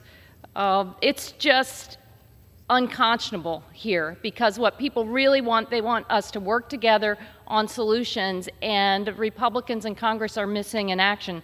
And people want answers, but Republicans won't have town halls. Gosh, some of them will not even answer the phone. I also had a town hall back in St. Petersburg, Florida last week when I was home, and people want answers. They want to know what you're doing to tackle the cost of living, and then you come up here to the House of Representatives and Republicans are making it more expensive because they don't want you to have an energy efficient appliance. This isn't something that happens overnight. This is something that manufacturers and consumer advocates work on for years. And the previous speaker said, well, when did the Department of Energy get into energy efficiency? Well, it's been decades that they've been doing this. Trying to help people save money through conservation. I know that doesn't align with my Republican colleagues' big oil and gas allies, but people want to save money. They want to cut pollution, and they don't want you wasting their time with inane bills like this that are simply going to cost people more money. But it gets worse because Republicans in Congress are barreling towards a massive tax giveaway to billionaires paid for by targeting family members who we love the most, our parents that rely on skilled nursing, children, pregnant women, our neighbors with a disability. We know what this is. This is an attempt to distract from what is going on behind the scenes here in Washington, D.C. And I have to say, I think my Republican friends are out of touch with working people. People are tired of being ripped off by special interests and politicians in Washington. This bill is another example of that. This makes it harder for small business owners to save money through energy efficient appliances. It essentially picks your pocket. Mr. Speaker, have you ever been in a crowd where you're getting jostled and then you reach back and your wallet is gone? Well, that's exactly what is happening right here. You just hope that Republicans would join Democrats in trying to reduce electric bills. But nope. You hope that Republicans are going to stand up to Elon Musk as he takes a chainsaw to Social Security. Nope. Today, the Republicans don't even want to address the real challenges facing our neighbors, helping them with the cost of living, housing, health care, their electric bills, and this bill will simply make matters worse. These DOE standards are long overdue. You know, I think it's been at least 6 or 7 years since they've had an update. The law says you update energy efficient standards for appliances every few years. That's what happened under the Biden administration. They came together. Those kind of standards also incentivize American innovation. Manufacturers in America have been the leader. So by weakening these rules, we open our markets to companies and countries that manufacture low efficiency products, like from China, at the expense of American companies and American families. It's not right. And I heard you, Mr. Pallone, say you had a town hall. A lot of the Democrats are having town halls. I had a town hall. Back in the Tampa Bay area, they want help with hurricane recovery. And you know what they're having to replace right now? Appliances. And they want an appliance that is the most modern, that's the most efficient, the most affordable, that's made in America. And that's what these appliance standards do. They help you save money over the long run. But they also want you to safeguard their health care. They want you to have an eye on Elon Musk as he takes his chainsaw to all sorts of agencies. And Social Security in my town hall was a topic of conversation. And lo and behold, yesterday there's a press report about the backdoor cut to Social Security. It says the Social Security Administration website crashed 4 times in 10 days this month because the servers were overloaded, blocking millions of retirees and disabled Americans from logging into their online accounts. In the field, office managers have resorted to answering phones in place of receptionists because so many employees have been pushed out. Amidst all this, the agency no longer has a system to monitor customer experience because that office was eliminated by Elon Musk. And the phones keep ringing and ringing. The turmoil is leaving many retirees, disabled claimants, and legal immigrants needing Social Security cards with less access or shut out of the system altogether. And I'll ask unanimous consent to submit this for the record. Long waits, waves of calls, website crashes, Social Security is breaking down.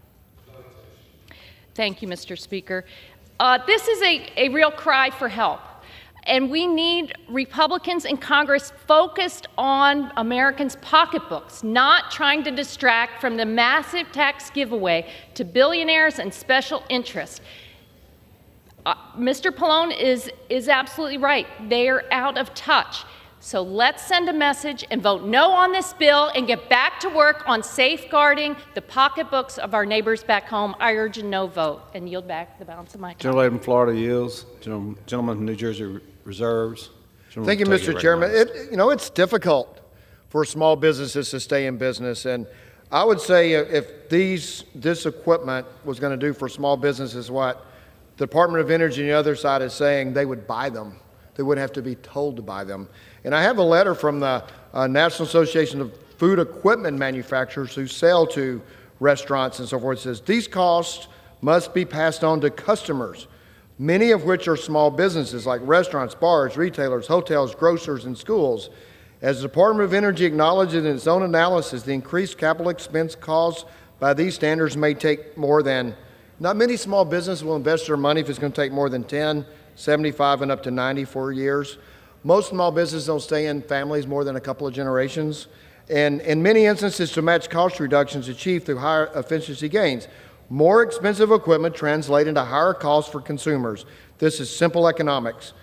As the cost of inputs in doing business increases, a restaurant or grocer's prices also must increase to make enough of a profit to stay in business. The other argument that you can make is that, well, if you buy this, you're going to be more efficient. The other side is made, Well, and then you can make more profit. Well, if that is the case, believe me, our small business will be doing it without a government mandate. I will now yield 3 minutes to my friend from Indiana, Mr. Baird. Gentleman, Indiana is recognized. Thank you, Mr. Speaker, and thank you, Mr. Chairman, for giving me this opportunity. You know, Mr. Speaker, I rise in support of H.J. Res. 75. Once again, I join my House colleagues in working to overturn another last-minute so-called energy efficiency standard from the previous administration. In reality, the Biden administration imposed standards that are nearly impossible for commercial refrigeration equipment manufacturers to meet. So according to estimates from the Biden Department of Energy, the final rule will cost approximately $8 billion. This will be borne by those purchasing the equipment, many of whom are small businesses. And the payback period for certain commercial refrigeration equipment under these standards is up to 93.9 years. That's right, nearly 94 years. To make matters worse, the Department of Energy test procedures do not align with real-world conditions. The DOE's estimate of the CRE door openings in an hour often undercounts the real number of door openings. This means the appliance's interior temperature may rise above safe food storage conditions, jeopardizing food safety. So once again, the left's pro-big government, Green New Deal agenda harms the little guy.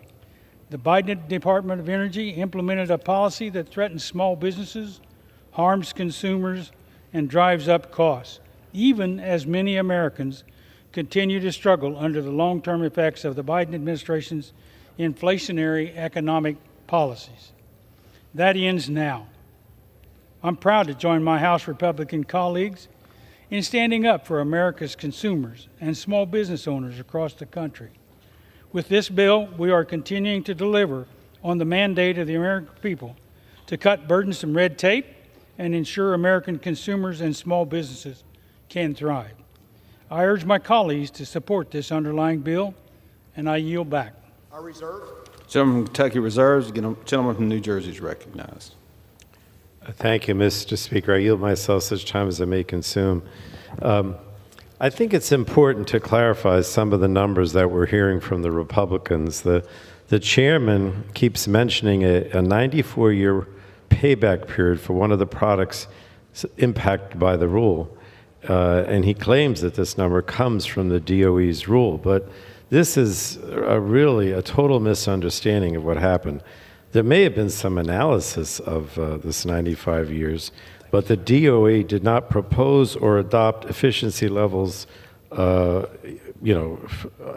that for the product mentioned. In fact, for that particular product that he's mentioning, the final rule made no changes to the existing standards. Now, I'm not surprised that my friends across the aisle are throwing this number around, this 94 years, even though it has nothing to do with the final rule. They're not interested in a good faith debate on the merits of these standards. If they were, we would, as I said, had hearings on this resolution so members could better understand the details. The truth is that the actual payback period for this particular class of products, since there weren't no updates to the standards, is 0, because it wasn't changed. And the average payback period for the other products impacted by the rule, as I mentioned earlier, is close to 3.5 years. So for this 94-year analysis was not in the rule, it was not made for the product, it wasn't proposed for the product. For everything else, it's about 3.5 years. And what that means is that after the 3.5 years, every year you're saving money. So all this just, I think, goes to show that my colleagues across the aisle pretend to be experts in energy conservation standards, but they can't even read the final rule correctly. And again, this wouldn't be the case if we had a hearing and we went through regular order, but that didn't happen. And with that, I reserve the balance of my time, Mr. Speaker. Gentleman reserves. Gentleman from Kentucky is recognized. Thank you, Mr. Speaker. I'll yield. I will like to ask unanimous consent to enter in the record the Federal Register that lists this class of equipment, and the simple payback period in years is 93.9 for all purchasers. I have it right here. Without So I'll submit that for objection. the record. And I would like to yield 3 minutes to my friend from Pennsylvania, the Vice Chair of the Energy and Commerce Committee, Vice Chair Joyce. The gentleman is recognized. Thank you, Mr. Speaker, and thank you, Mr. Chairman. I rise today to support H.J. Res. 75, legislation to repeal the Biden administration's energy efficiency standard for commercial refrigerators and freezers. This regulation was implemented as a last-ditch effort by the Biden administration to force its Green New Deal agenda on the American people without regard for the impact that it will have on small businesses. Drastically changing efficiency standards without input from the American public hurts both businesses and consumers. This will cost American businesses $8 billion to meet the new standards, and it will indeed take over 90 years for businesses to recapture that loss. After 4 years of President Biden's inflation, business owners and consumers are searching for relief. Repealing this out-of-touch energy regulation will keep costs low for the American consumer and allow small businesses to reinvest and to expand instead of forcing to meet bureaucratic regulations. Let me put it very simply. This is exactly the type of regulation that the American people voted against in November. Americans want less red tape. Americans want lower costs. I encourage all of my colleagues to support H.J. Res. 75, which delivers results for the American people. Thank you, and I yield back to the gentleman from Kentucky. The gentleman yields back. The gentleman from Kentucky reserves. I'm prepared to close. The gentleman from New Jersey is now recognized. You're prepared to close? All right. Thank you. Mr. Speaker, my good friend from South Jersey is in the chair. Good to see you in the chair. But I rise in opposition to this resolution. We've heard a lot today about upfront costs to businesses, the rising cost of doing business, and the slim margins under which businesses operate. First, let me say, no one is forcing businesses to replace their commercial refrigerator equipment. These standards don't go into effect until 2029. And even then, it's only when existing products need to be replaced that businesses will be looking at the upfront cost of any new products. Many of these products already exist on the market, the ones with the new standards. So it's not like businesses will be faced with totally new and unfamiliar options. 60% of the products on the market right now meet these efficiency standards. And as I've already said, the payback period for these products is about 3 years. After that, businesses will be saving money every month on their energy bills. So if Republicans were serious about reducing costs for businesses and for Americans, they would push back on Trump's tariffs. That's what you should be pushing back on, is tariffs. They're the ones that are, causing all the unrest and the possibility of a recession and raising costs. All of our economic indicators show that we're heading towards a recession and that consumer confidence is extremely low. So why aren't Republicans fighting the policies like the tariffs that impact the cost of things now instead of the cost of commercial refrigerators in 2029? So I don't know what else to say, Mr. Speaker. I would urge opposition to this resolution. And with that, I yield back the balance of my time. The gentleman from New Jersey yields. The gentleman from Kentucky is recognized. Thank you, Mr. Speaker. I yield myself as much time as I may consume. The gentleman is recognized. And as we heard today, the Biden-Harris administration's DOE's final rule for commercial refrigeration equipment will have a detrimental impact on small businesses and consumers.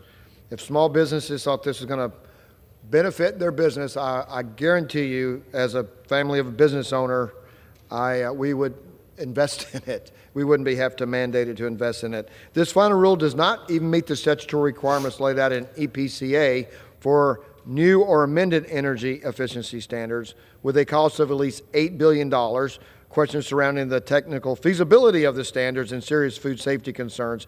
Simply put, DOE far exceeded the bounds of its authority with this rule.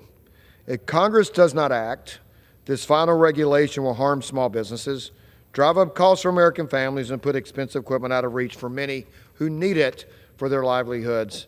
So that's why the following groups are supporting the CRA: National Association of Food Equipment Manufacturers, NATSO, representing truck stops and travel centers, Sigma, representing fuel marketers, and the National Automatic Merchandising Association, which includes vending machine operators.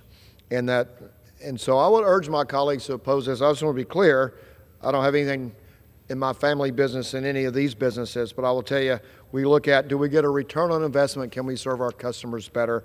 And the list I just said, they looked at it and said, they don't get a return on their investment, they can't serve their customers better by this rule. So I urge my colleagues to support HJ Res 75 to overturn these unworkable energy standards for commercial refrigeration equipment, and I yield back. From Kentucky yields back. All time for debate has expired. Pursuant to House Resolution 242, the previous question is ordered on the joint resolution.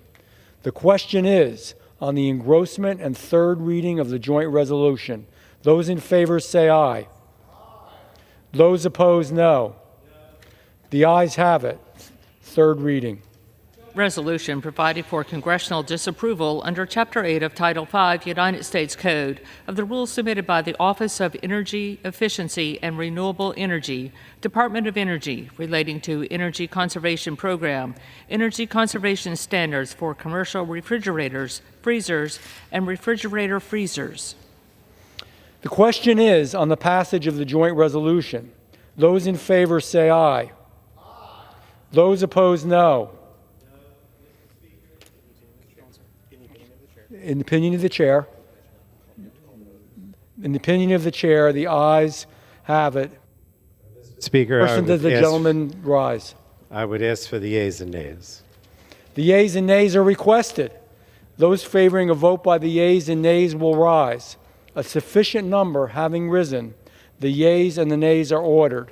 Pursuant to Clause 8 of Rule 20, further proceedings on this question will be postponed.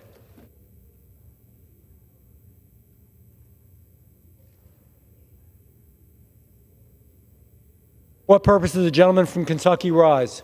Mr. Speaker, I ask unanimous consent that when the House adjourns today, it adjourn to meet at 9 a.m. tomorrow. Without objection.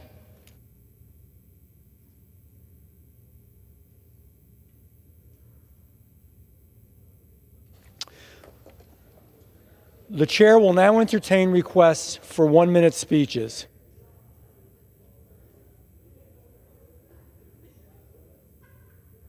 I don't see anybody. Okay. For what purpose does the gentleman from California seek recognition? Mr. Speaker, I ask for unanimous consent to address the House for 1 minute to revise and extend my remarks. Without objection, the gentleman from California is recognized. Mr. Speaker, in 1787, after the Second Continental Congress, Benjamin Franklin was asked, "Do we have a monarchy or a republic?" He solemnly replied, "A republic, if you can keep it." For nearly 250 years, those immortal words have lived at the heart of our republic. Representative democracy is not just something that appears. It doesn't happen by accident, and it isn't maintained by sheer inertia. We have to fight each and every day to maintain it. I am the child of refugees. My parents came to this country from communist Vietnam in search of the very freedoms that had been ripped away from them in the country of their birth. I joined the Army when I was 18 years old because I wanted to protect the freedoms that had given me so much. I fear that this president does not share the same commitment to our republic. He seems not to care if we keep it or not, as long as his personal political desires are met. This is a trying time for our republic, and I invite my Republican colleagues and the rest of America to join me in fighting to keep our republic. Thank you, and I yield back. For what purpose does the gentleman from Tennessee rise? Speaker, I seek unanimous consent to address the House for 1 minute to revise and extend my remarks. Without objection. Thank you, Mr. Speaker. Today I rise to recognize my friend, the legendary musician, American and East Tennessean Kenny Chesney. Today is his birthday, Mr. Speaker. I can't think of a more fitting birthday present for Kenny than the announcement that he will be inducted into the Country Music Hall of Fame. He was born in Knoxville. Kenny's a graduate of Gibbs High School, which is not a mile from my house, where he had a storied career in baseball and football. He went on to graduate from East Tennessee State University, Mr. Speaker. Kenny has cemented himself in American history with his timeless hits, and while I know the accolades mean very little to him, he is a man of character, and I'm going to name a few of them anyways. Kenny has won 4 Country Music Association Entertainers of the Year awards. He's had 33 #1 hits and has been nominated for multiple Grammys. Happy birthday, Kenny, and congratulations on your induction into the Country Music Hall of Fame, and thank you for making East Tennessee proud, brother. And I always remember the first time you won, I believe it was Country Music Entertainer of the Year, he took his mama up on stage, and I thought that was pretty cool. And his dad, Dave, was a teacher at Bearden Junior High School where I attended, and his whole family's just been wonderful to me. So thank you, Mr. Speaker. I yield the remainder of my time. Under the Speaker's announced policy of January 3rd, 2025, the gentleman from Utah, Mr. Moore, is recognized for 60 minutes as the designee of the Majority Leader. Thank you, Mr. Speaker. I ask unanimous consent that all members may have 5 legislative days in which to revise and extend their remarks and include extraneous material on the topic of this special order. Without objection. Thank you again, Mr. Speaker. The last few weeks have been nonstop as the Trump administration and congressional Republicans have been advancing legislation and policies that put Americans first. Just last week, President Trump issued an executive order that puts decisions about our students' education back where it belongs, in the hands of parents and the states. As father of 4 young boys, I know firsthand that those closest to educating my children, the teachers, administrators, and special aides, are the ones who know what they need and what they need to get ahead academically and succeed. Data shows that our current educational system is failing our students. Our outcomes are not where they need to be. Reading and math scores are not where they need to be, and et cetera. We've got plenty to focus on this particular issue. I'm right in the thick of it. My wife and I are, very, very much in the thick of it, and we could not be more grateful for the support that we have back home with our teachers. It's been probably one of the most positive things in our life as we see those boys progress. House Republicans also are continuing to assess our education system this week by advancing the Deterrent Act to protect our higher education institutions from foreign influence by strengthening gift and contract disclosure requirements and potentially banning contracts from foreign entities of concern. I applaud Congressman Michael Baumgartner, new freshman out of Washington, for his work on this important bill. We're also seeking to reverse harmful Biden-era energy regulations on essential home appliances, including refrigerators and freezers. Americans deserve the ability to purchase the appliances that best suit their family's functional and financial needs, and I am grateful to Congresswoman Stephanie Bice and Congressman Craig Goldman for taking the lead on this issue. I'll speak more on these later, but this week we're seeing great progress in getting our reconciliation package to the next step. The effort seeks to serve Americans better by securing our border, supporting our economy, bolstering domestic energy production, maintaining a pro-family and pro-growth tax code, and much, much more. I thank each member involved in these critical discussions for their work.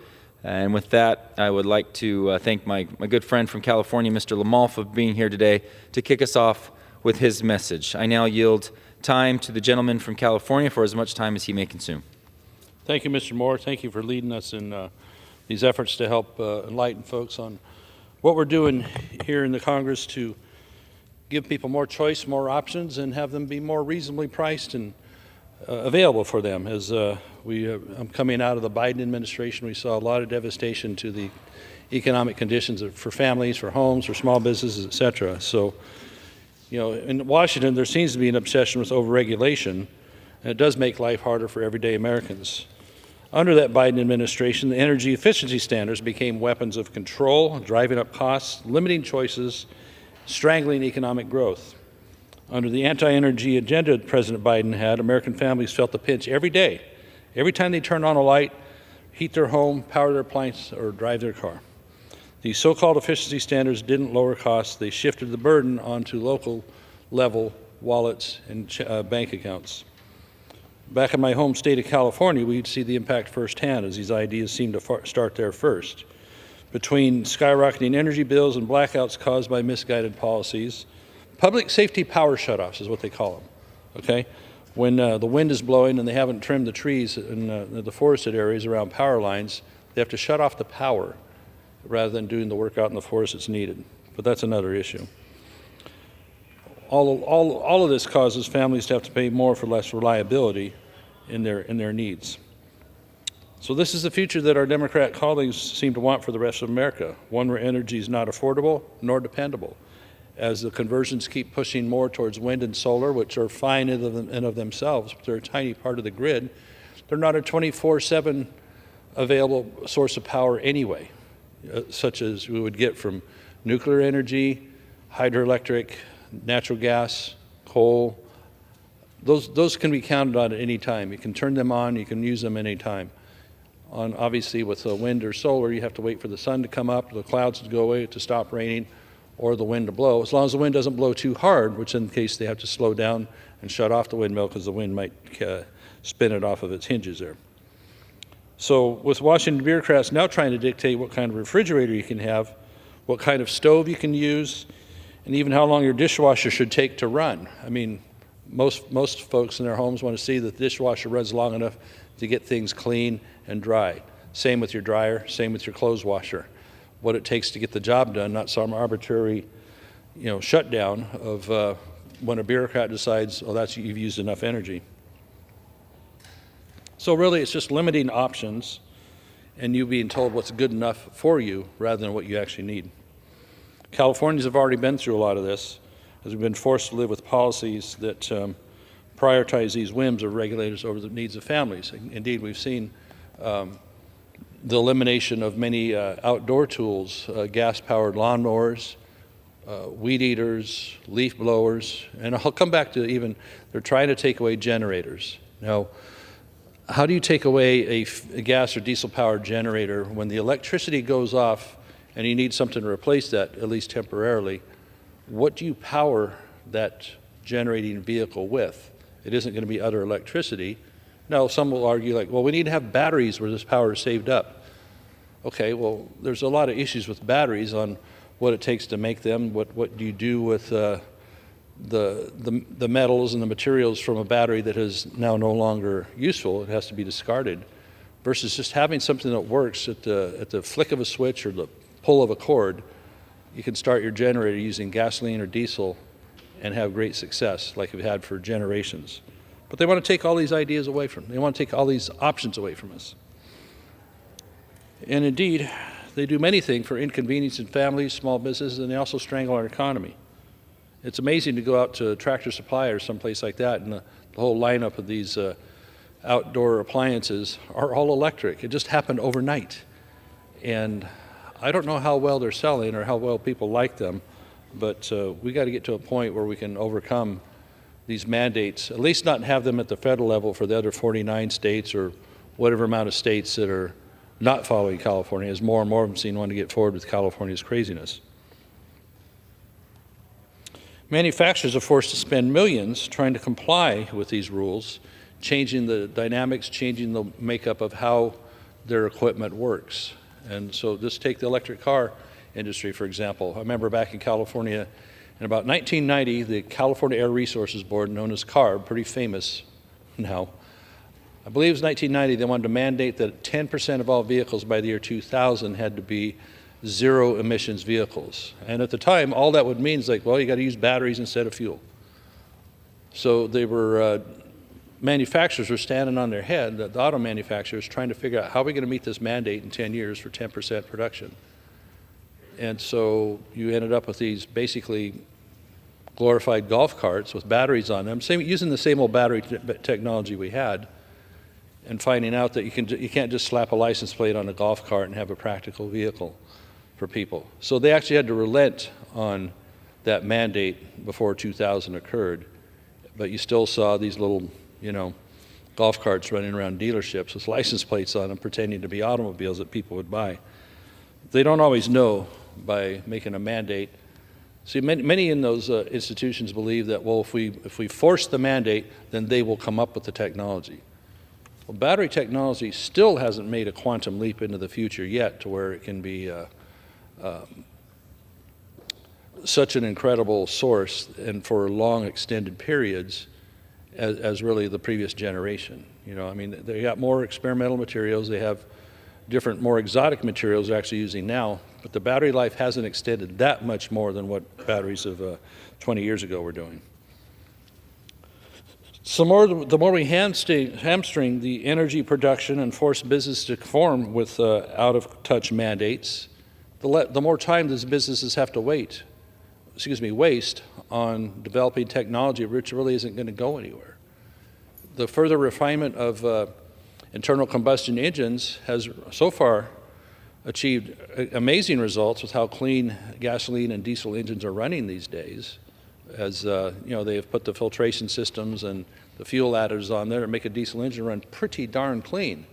So why don't we allow those manufacturers to continue in the direction of making them even better instead of saying, nope, we're going to force you to stop selling like electric gasoline-powered vehicles in California, I think by 2030, and you can't sell any new ones, and take away diesel-powered trucks. So we're going to run into a real reckoning in California when these mandates kick in, and there's nothing to deliver the goods that people expect, to take the raw materials from a mine or from a farm or wherever to the mill, to the manufacturer, and then bring a finished product to the store shelf, and you go pick it up and bring it home. With taking away these options, it's going to be a real strangle on the economy of California and any other state foolish enough to follow what we do out there. So it really isn't about saving energy. It seems to be a lot more about controlling what people do. The ideals of putting people in stacked communities and these walkable communities, transit communities, instead of letting them live how they would like to or what's needed. In my rural district I have in Northern California, the people that produce things that other people need, whether it's timber and the products that come from timber, wood, lumber, paper, etc., that has to come from a rural area. You need rural people living there that can do that, and they need to have the vehicles and the wherewithal and the tools to do it. That all seems to be taken away. Instead, they'd rather burn down those forests. So what kind of choice is that? People would like to have choices of where they can live, as well as what we're talking about previously with energy choices and the energy using apparatus, choices in those. So Americans deserve a little bit better than that, a government that prioritizes really green ideology over their own quality of life.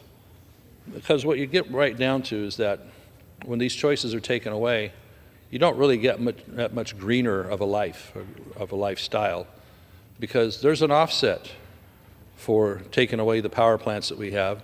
There's an offset of replacing them with solar panels that cover many, many acres, especially of prime ag ground like they're trying to do in Central California, in what's some of the richest ag ground anywhere in the world, and products there that so many Americans have come to expect that come from California with these amazing vegetable crops, fruit crops, nut crops that 90 to 99 to even 100% of them are grown in California.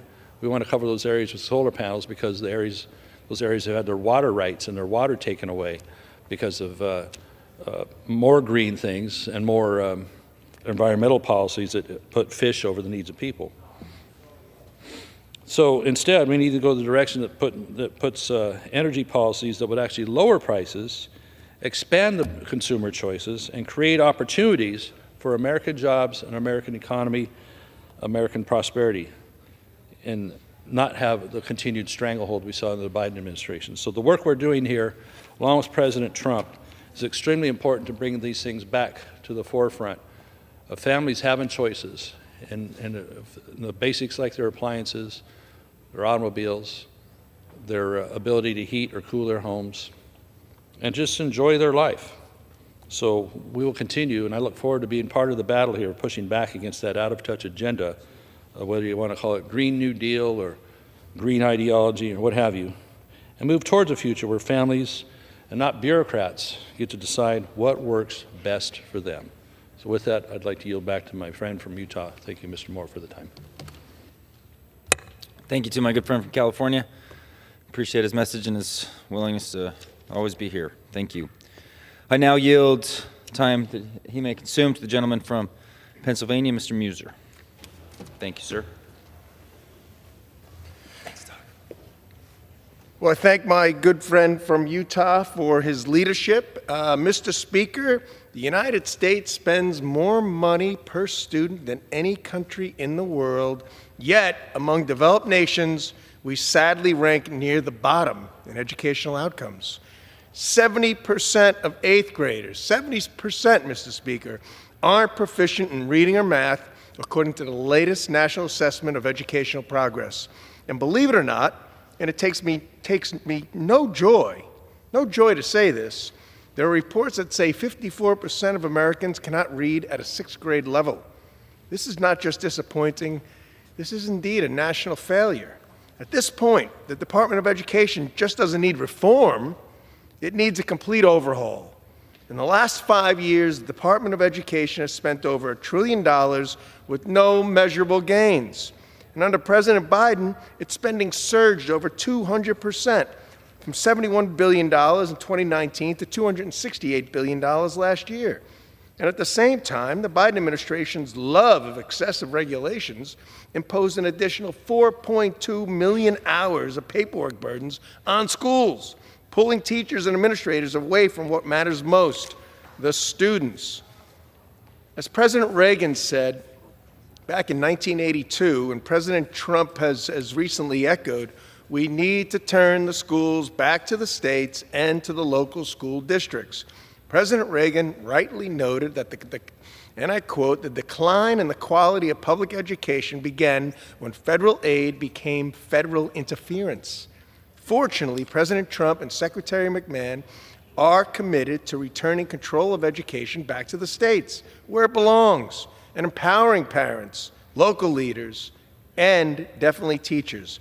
But putting funding and decision-making back in the hands of states is just one piece of the puzzle. If we truly want to improve student outcomes, we must embrace school choice and voucher programs, something my home state governor's office in Pennsylvania still refuses to do. School choice states have flourished. Florida, Indiana, Utah, and Ohio now rank among the best performing K-12 systems in the country. President Trump recognizes the importance of school choice, issuing an executive order directing the Department of Education to guide states on how to use federal funds for K-12 scholarship programs. It also instructs the Education Secretary to prioritize school choice when awarding discretionary grants. That is real leadership, focused on students, not bureaucracy. To that end, I am pleased to support H.R. 833, the Educational Choice for Children's Act, which offers a federal tax credit to encourage charitable donations towards scholarships that help families cover K-12 expenses, tuition, books, supplies, the education, and more.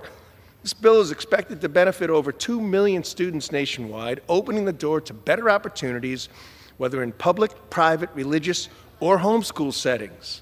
Unfortunately, forward-thinking solutions like this are not being considered in my home state, like Pennsylvania, where there are some families that feel trapped in a system that puts bureaucracy before students. We cannot allow the status quo to be accepted. School choice works, Mr. Speaker, and what are these politicians afraid of? Look, I went to a public school, and I had some great teachers. My son went to public high school, and he had some great teachers, but not all of them were. We need accountability.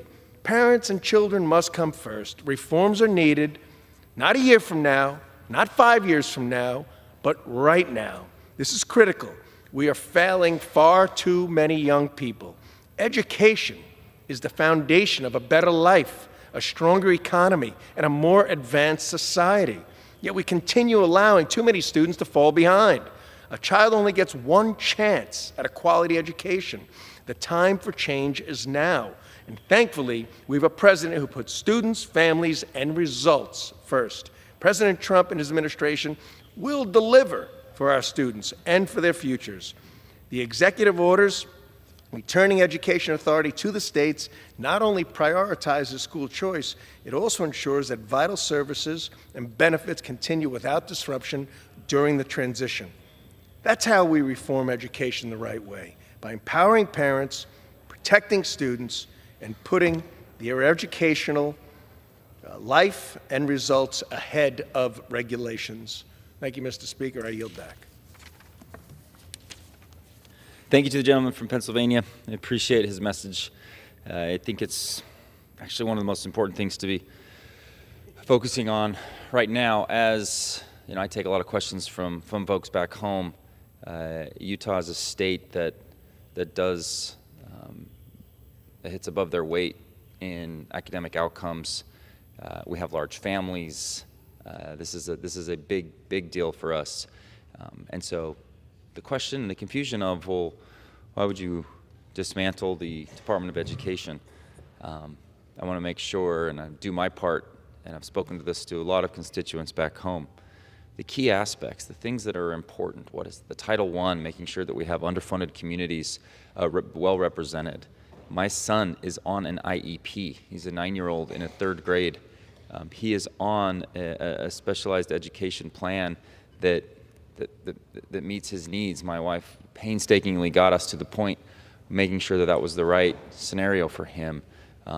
We value the work that gets done here, and we want to see more resources pushed back. So our state, who has largely led this effort, we have met with, the meetings that we've had for our boy to be able to get into this situation, that he is in a thriving 3rd grade class at a public school where he has a little extra attention on things that he does well. He's reading well above a 3rd grade level, but he really struggles in other areas. He's on this autism spectrum, and I mean, the attention that our teachers and local administrators, PTA have put into this, to our boy, he's the pride of our life. We know that will be cared for moving on. And if we can move as much of that resource back into the decision makers' hands, like, we're going to have success here. And I think we're going to look back at this point down the road and say, this was a key part of why we were able to better fund schools that are in tough communities, to better fund special education needs, and to make sure that we're still fulfilling all of the FAFSA and student loan requirements that we currently do. So let's give this an option. If we're having such bad outcomes holistically, and why not take a look and try to do something different? Can't just keep doing the same thing. So I appreciate his commentary on that issue. And I look forward to being a part of this change, and I'm actually very confident that when Utah is given more opportunities in this space of education, as we move more of those resources back to the state level, then we'll continue to thrive. And I want to be a big part of it. I'm sure my wife will be right bird dogging this to make sure that our son will have what he needs to also to thrive in this environment. Look forward to that chance. Look, I've been very encouraged this week to see the House and the Senate, Republicans coming together to deliberate on our reconciliation package. We're trying to get this timeline going as quickly as possible. There's an enormous amount of good work that's going on in every committee with respect to this reconciliation package. And this is going to be a key factor to make sure that we maintain a pro-growth and pro-family tax policy amongst all of the other aspects of this. Securing our border, bolstering our economy, supporting domestic energy production, promoting peace through strength, and make our government more efficient and effective. This pro-family and pro-growth tax code that we're developing, and we have been developing since 2017, and we want to make sure that we don't see these provisions expire. The number of inversions that took place before 2017 and the repatriation of companies and their operations has been, pretty well under-recognized. When you make pro-growth tax policy domestically, you encourage companies to repatriate those operations, that intellectual property, and you're able to actually raise revenues. And if that's the big thing, if we want to just raise the rate on taxes so we can claim we're raising revenues, well, if the outcome is to raise revenue, then we should, every Democrat should be celebrating what took place in 2017, right? What we're trying to make sure doesn't happen now is that those more antiquated international tax policy that encourages companies to put their intellectual property in Ireland, in other European countries, and other tax havens across the world, it encourages them to keep it there or put it there instead of investing back in America.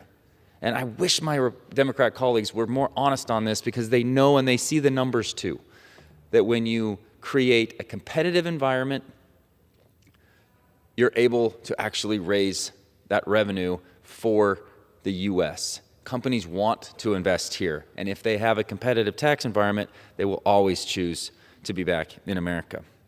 I worked very hard to get spots on the Ways and Means and Budget committees. It's been an enormous amount of work getting us to this point, and the lion's share of that work is still up ahead. But I got here, I wanted to be on these committees for this very moment, because I knew that in 2025 this would be a major tax policy year, known as the Super Bowl of tax. Colloquially, I believe that we have a real opportunity to extend the tax policies that benefit hardworking Americans and that support families. Let's remember that the child tax credit was $1,000 pre-2017, and we doubled it. Republicans doubled it without a single Democrat vote in 2017. We're going to go at this alone, it looks like, again, where we're trying to avoid the child tax credit from going back down to $1,000 at the end of this year if we don't get this tax bill done. We want to make sure that we reestablish as much as we possibly can, moving it forward. I'm one of the key leaders on this particular issue with the Family First Act, to making sure that we're supporting families and encouraging that type of positive environment. Strong families leads to so much good in our communities, and I don't want to demean the concept of a strong family, but it is one of the core aspects of having a strong economy. So there's a lot going on now and in the coming months. Looking forward to seeing the Senate come together and get us the parameters that they would like to see with respect to this tax package. We're working very close in hand with our Senate Finance Committee and Senate leadership to be able to take a look to see what this reconciliation bill is ultimately going to pan out. We recognize that it will be a partisan moment back here, because we won't have any support from Democrats on these incredibly important pro-growth, pro-family tax policies. That's just the nature of this place. But we're working very hard to build this out and continue on the successes that we've had from 2017. The irony of this place is all of those tax provisions could have been repealed in 2021 and 2022 when Democrats had the White House, House, and Senate, and none of them were. Because deep down they recognize that doubling the child tax credit, doubling the standard deduction, encouraging increased wage growth without the inflation that came from the American Rescue Plan, what we saw the Democrats enact in 2021, all of that positive economic growth is actually a very good solution. And I hate that this place ends up being so partisan in these moments of what you would call, when you have the White House, House, and Senate, or the trifecta. It is just the way that it is. But there's so much of this tax policy that both sides of the aisle share a common vision on. We did an awesome bipartisan tax bill last year. I wish it would have been able to survive in the Senate, but it didn't. And there's so much that will come out of what we're going to extend here. I shared a lot of this with my newsletter followers yesterday. I feel like we have, as congressional Republicans, the most momentum now that we've ever seen regarding our looming debt crisis. A statistic I shared is that for several decades, our federal revenues have remained at approximately 17% of GDP. But over the last couple decades, our expenditures have skyrocketed to 26% of GDP. In the early 2000s, our expenditures were approximately 17, 18%. So the way I shared it was, I know it's sort of the old adage that we don't have a revenue problem, we have a spending problem. I mean, that's just what the data bears out. We have consistently, in years of tax reform, we've still been able to maintain 17% of GDP. Remember, in 2017, even though we reduced taxes in multiple areas, we did what was called broaden the base, which actually helped bring in more tax revenue. And we continually have had that maintained 17% of GDP but our spending has gone over the last 25 years from about 17 to 26%. You have to look at things as respect to GDP. That's why I always talk debt to GDP and how we're at World War II levels while we've largely been in peacetime. We have got to take advantage of this. This is not going to be easier. This is not going to be overnight, but with pro-growth tax policy that keeps our economy strong and keeps our GDP moving in the right direction, we have an opportunity to limit some of this spending. It's not going to be easy, never intended for it to be. Anytime you add to the budget, it's much easier. Trying to remove from the budget is much more difficult, as anybody could probably attest. But it's something that has to be done, and I hope that we can continue to do it in the most thoughtful way possible. We have a really strong plan. Our committees have been working on this for months and months and months to identify where is the best opportunities for savings over the next 10-year budget cycle. And in doing so, we want to be able to change that trajectory of, like I said, 26% of GDP. It's far too high, and we have to recognize that data that has been a success for our nation. I'm thankful to be on these two committees as we work towards a really difficult needle to thread and getting this policy done, but we're moving it along. Thank you to all of my Senate colleagues that are equally working on this. This is, ultimately why I'm back here, is to make sure that this work is done in the most responsible way possible. And as we navigate the reconciliation process over the next few months, I look forward to being able to celebrate some significant wins for our American families and our economy. And Mr. Speaker, with that, I yield back the balance of my time.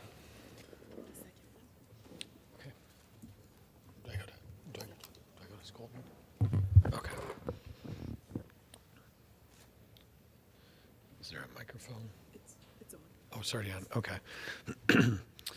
Under the Speaker's announced policy of January 3rd, 2025, the gentlewoman from Michigan, Ms. Skolton, is recognized for 60 minutes as the designee of the Minority Leader. Thank you, Mr. Speaker. I ask for unanimous consent that all members may have 5 legislative days in which to revise and extend their remarks and to submit extraneous materials into the record. Without objection. 250 years ago, the United States won its independence in the Revolutionary War, and our journey as the United States of America began. But 250 years ago, I could not be standing where I am today. 250 years ago, women did not have the right to vote, to hold public office, to own property. 250 years ago, some women were property. 250 years ago, women were a footnote to the story of our country's founding. But today, 250 years later, women make up 125 members in the Congress, and the Democratic Women's Caucus is 96 strong. Women now make up more than 58% of college graduates, 40% of all businesses are women-owned, and more than 52 Fortune 500 companies are led by women. This kind of change did not happen by accident. It happened because our mothers, grandmothers, great-grandmothers, aunties, sisters, cousins dared greatly and forged new paths for us to walk. The freedom and privileges we enjoy today are because of those who came before us. These are their stories. Over the next hour, we will hear from women members across the country who share the stories of heroines who changed the course of history. I'm honored to yield now to the gentlelady from North Carolina, Ms. Deborah Ross. Thank you so much, Congresswoman Skolton. I rise today to honor former Ambassador Jeanette Hyde, who sadly passed away last month. A North Carolina native, Ambassador Hyde was a trailblazer who paved the path for generations of women in our state. Her contributions to our community span industries, from her time as a social worker and teacher to serving as the first woman on the North Carolina Board of Transportation. She was an active philanthropist, never forgetting her roots, and always giving back to North Carolina causes and organizations. It's especially meaningful to celebrate her legacy during Women's History Month. As a leader and an influential advocate, she pushed for ratification of the Equal Rights Amendment and women's full participation in the political process. She never gave up on her vision of an America where every woman has a chance to make her voice heard. At a time when women are facing unprecedented attacks from the Trump administration, we should all seek to emulate Ambassador Hyde's grit and grace over the next 4 years.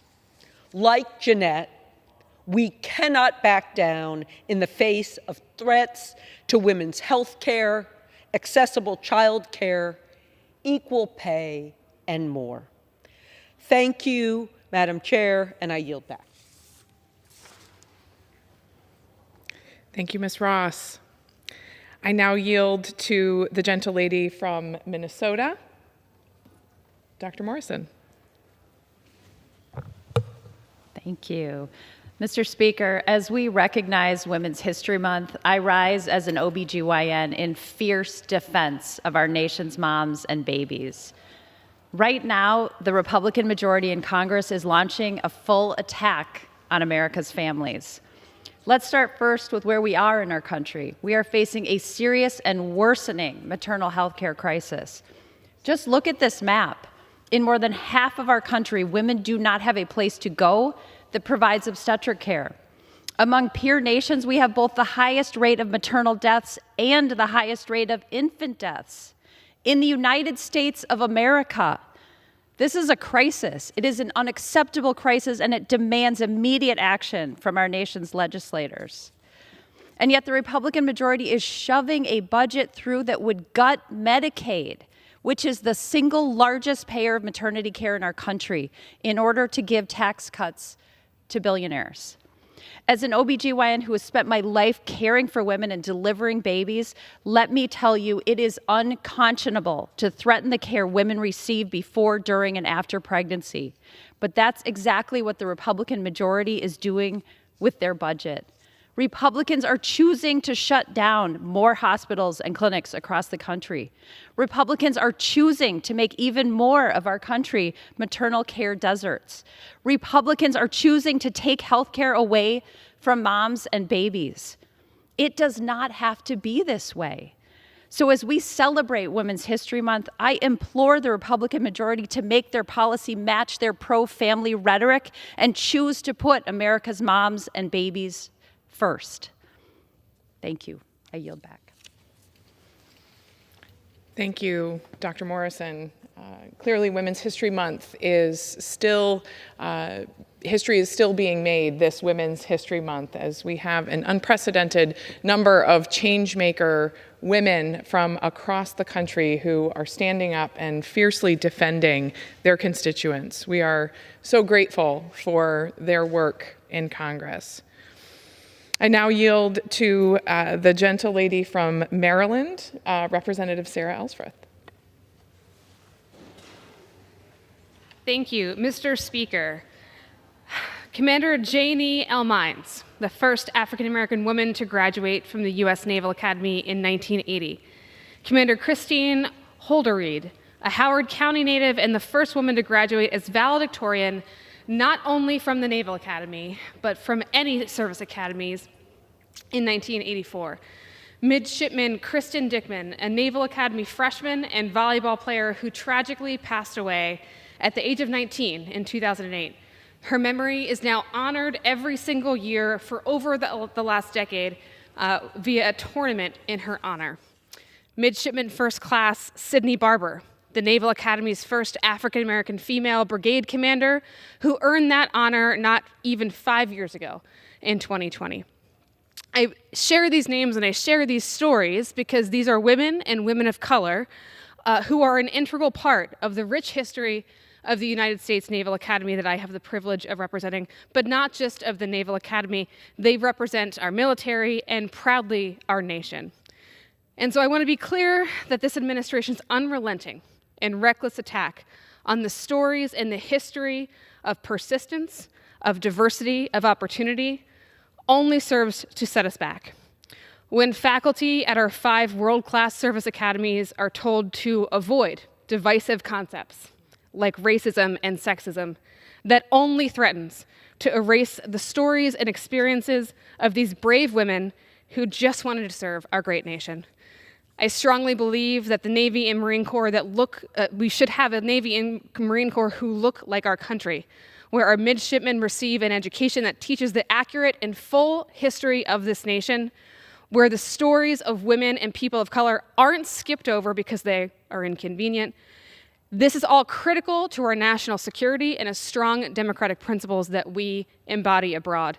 It is for these women and the hundreds and thousands more women serving our nation at home and abroad that I am here today. And with that, I yield back my time. Thank you. Thank you, Representative Alfref. Very, very well said. As the first woman in history to hold my seat in Congress, I am always thinking about the history-making women of the past, present, and future. I'm honored to highlight a few stories of history-making women Michiganders now. I'm honored to highlight Michigander Harriet Quimby, the first American woman to earn a pilot's license and the first woman ever to fly solo across the English Channel. Her career in aviation was short but accomplished, flying from the US to England, Mexico, and more. Harriet's legacy serves as a reminder that women can soar to whatever heights they set their mind to. We are so proud to claim that Sojourner Truth made her home in Michigan for the last 27 years of her life, a fearless abolitionist and a women's rights advocate who used her powerful voice to demand justice. Born into slavery, she escaped and dedicated her life to fighting for freedom and equality.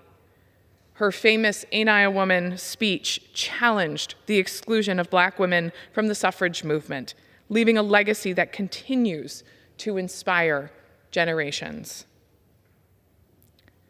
Anna Howard Shaw was a trailblazer in every sense of the word, becoming one of the first female ordained ministers in the United States and later a physician. She dedicated decades to the fight for women's suffrage, serving as the president of the National American Women's Suffrage Association. Her leadership and relentless advocacy helped secure the right to vote, proving that determination and conviction, as well as persistence, can change the course of history. Clara Arthur, known as the mother of the playground movement, believed in creating a better world for future generations. As president of the Michigan Equal Suffrage Association, she worked tirelessly to advocate for women's voting rights. Her activism extended beyond the ballot box. She championed education, labor reforms, and public spaces for children, ensuring that progress didn't just mean progress for some, it meant progress for all. Lucia Voorhees Grimes was a dedicated suffragist who played a pivotal role in Michigan's fight for women's voting rights.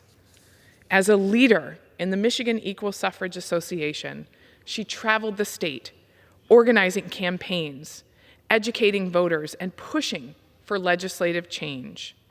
Her unwavering commitment helped pave the way for Michigan women to claim their rightful place in the democratic process.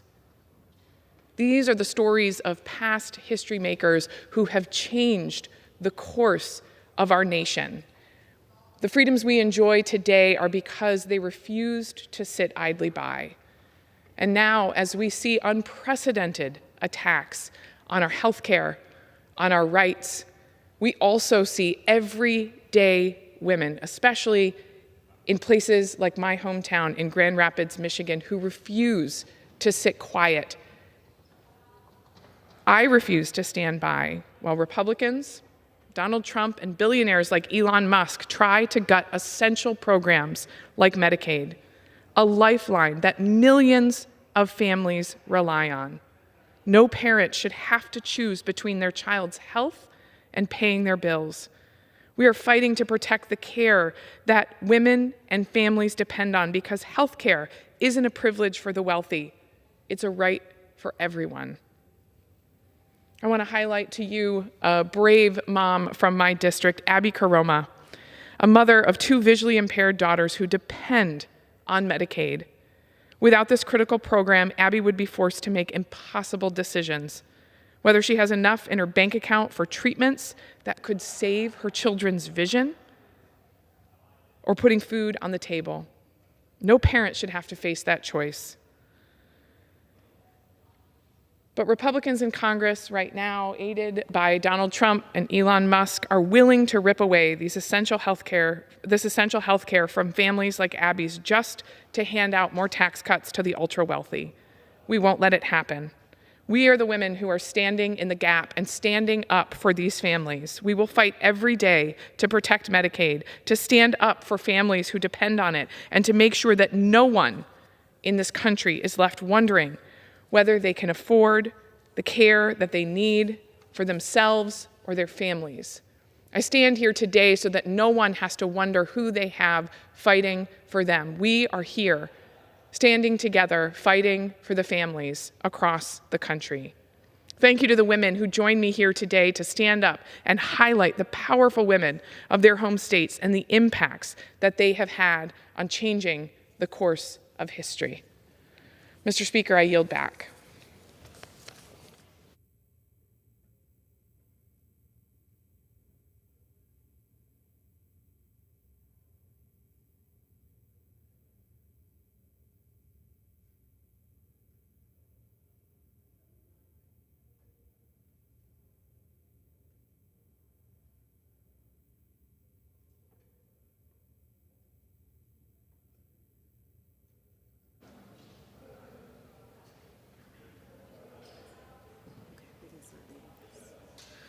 Under the Speaker's announced policy of January 3rd, 2025, the Chair recognizes the gentleman from Wisconsin, Mr. Grothman, for 30 minutes.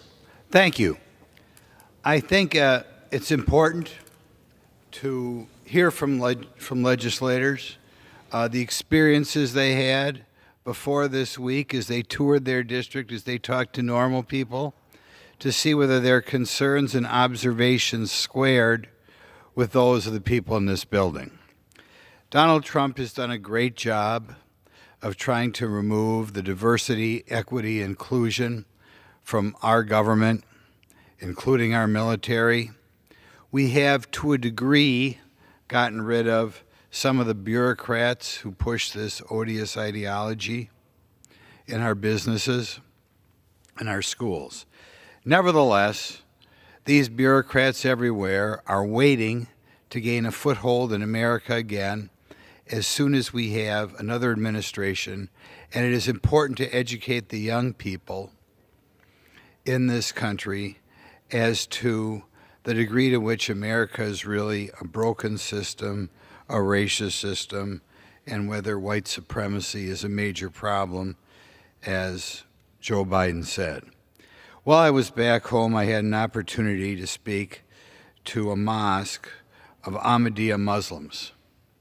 Ahmadiyya Muslims have a little bit different theology. The Muslims in general, they are persecuted by those members of Islam who live in Pakistan, and many of them have had to flee Pakistan, even with regards to their own personal safety. Nevertheless, when I met with the Ahmadiyya Muslims, there are two things that hit me. First of all, they were all successful, at least the ones I met.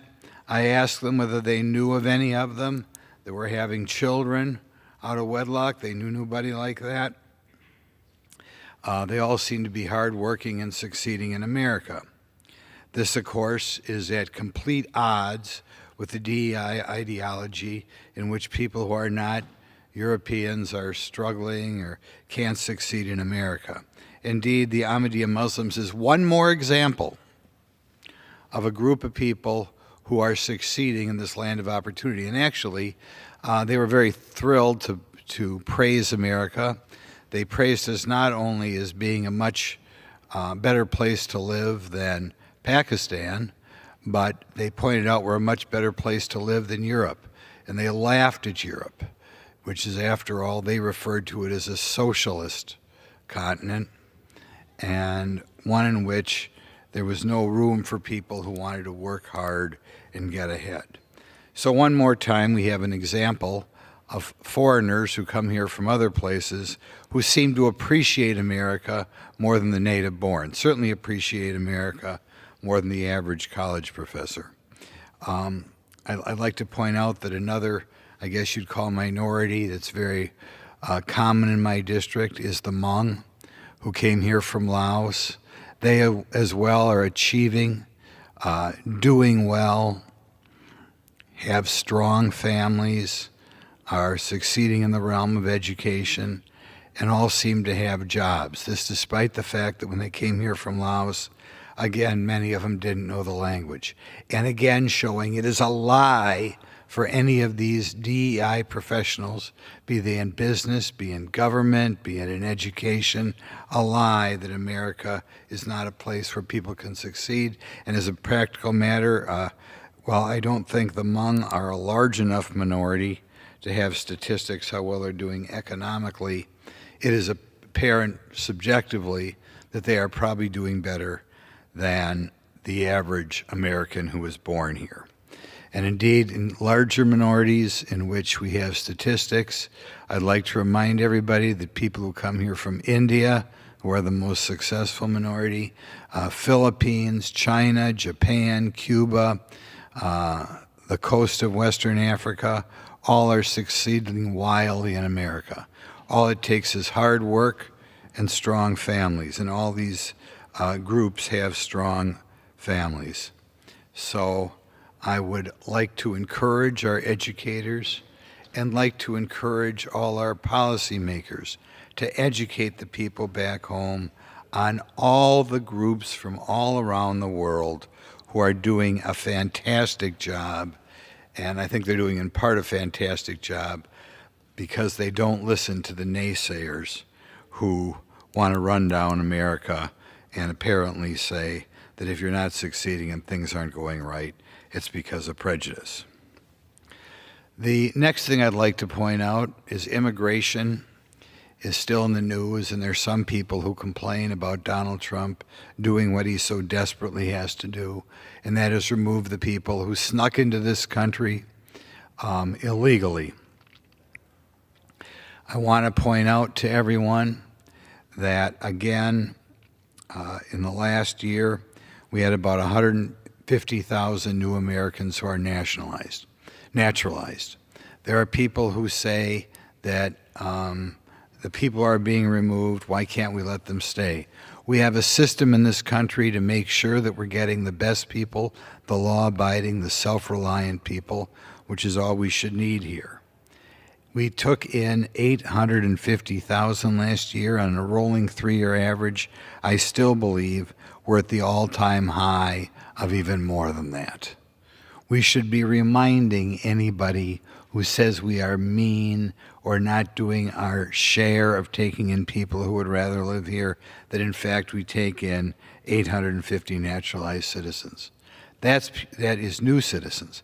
That's not including the approximately 10 million people who are here on student visas, who are here on work visas, who are here on tourist visas. So as far as people who want to spend a short time here, particularly to work, we are even more generous that way. And I have heard no strong efforts made to greatly reduce these numbers.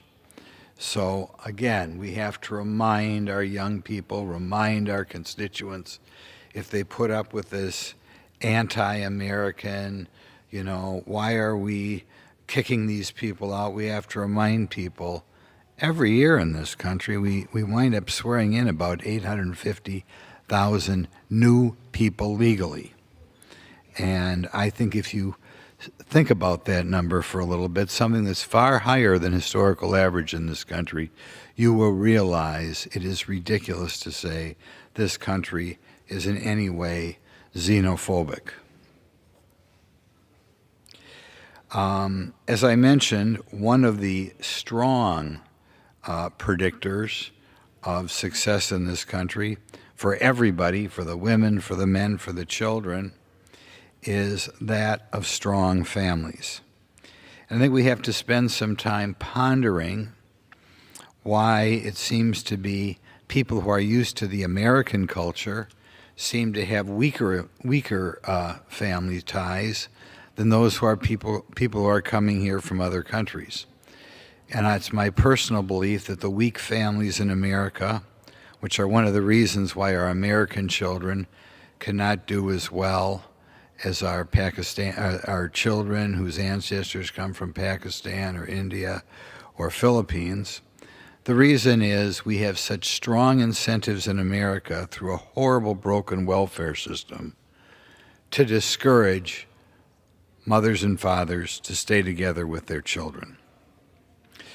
This began in the 1960s under Lyndon Johnson, who I felt before Joe Biden was the worst president in this country's history.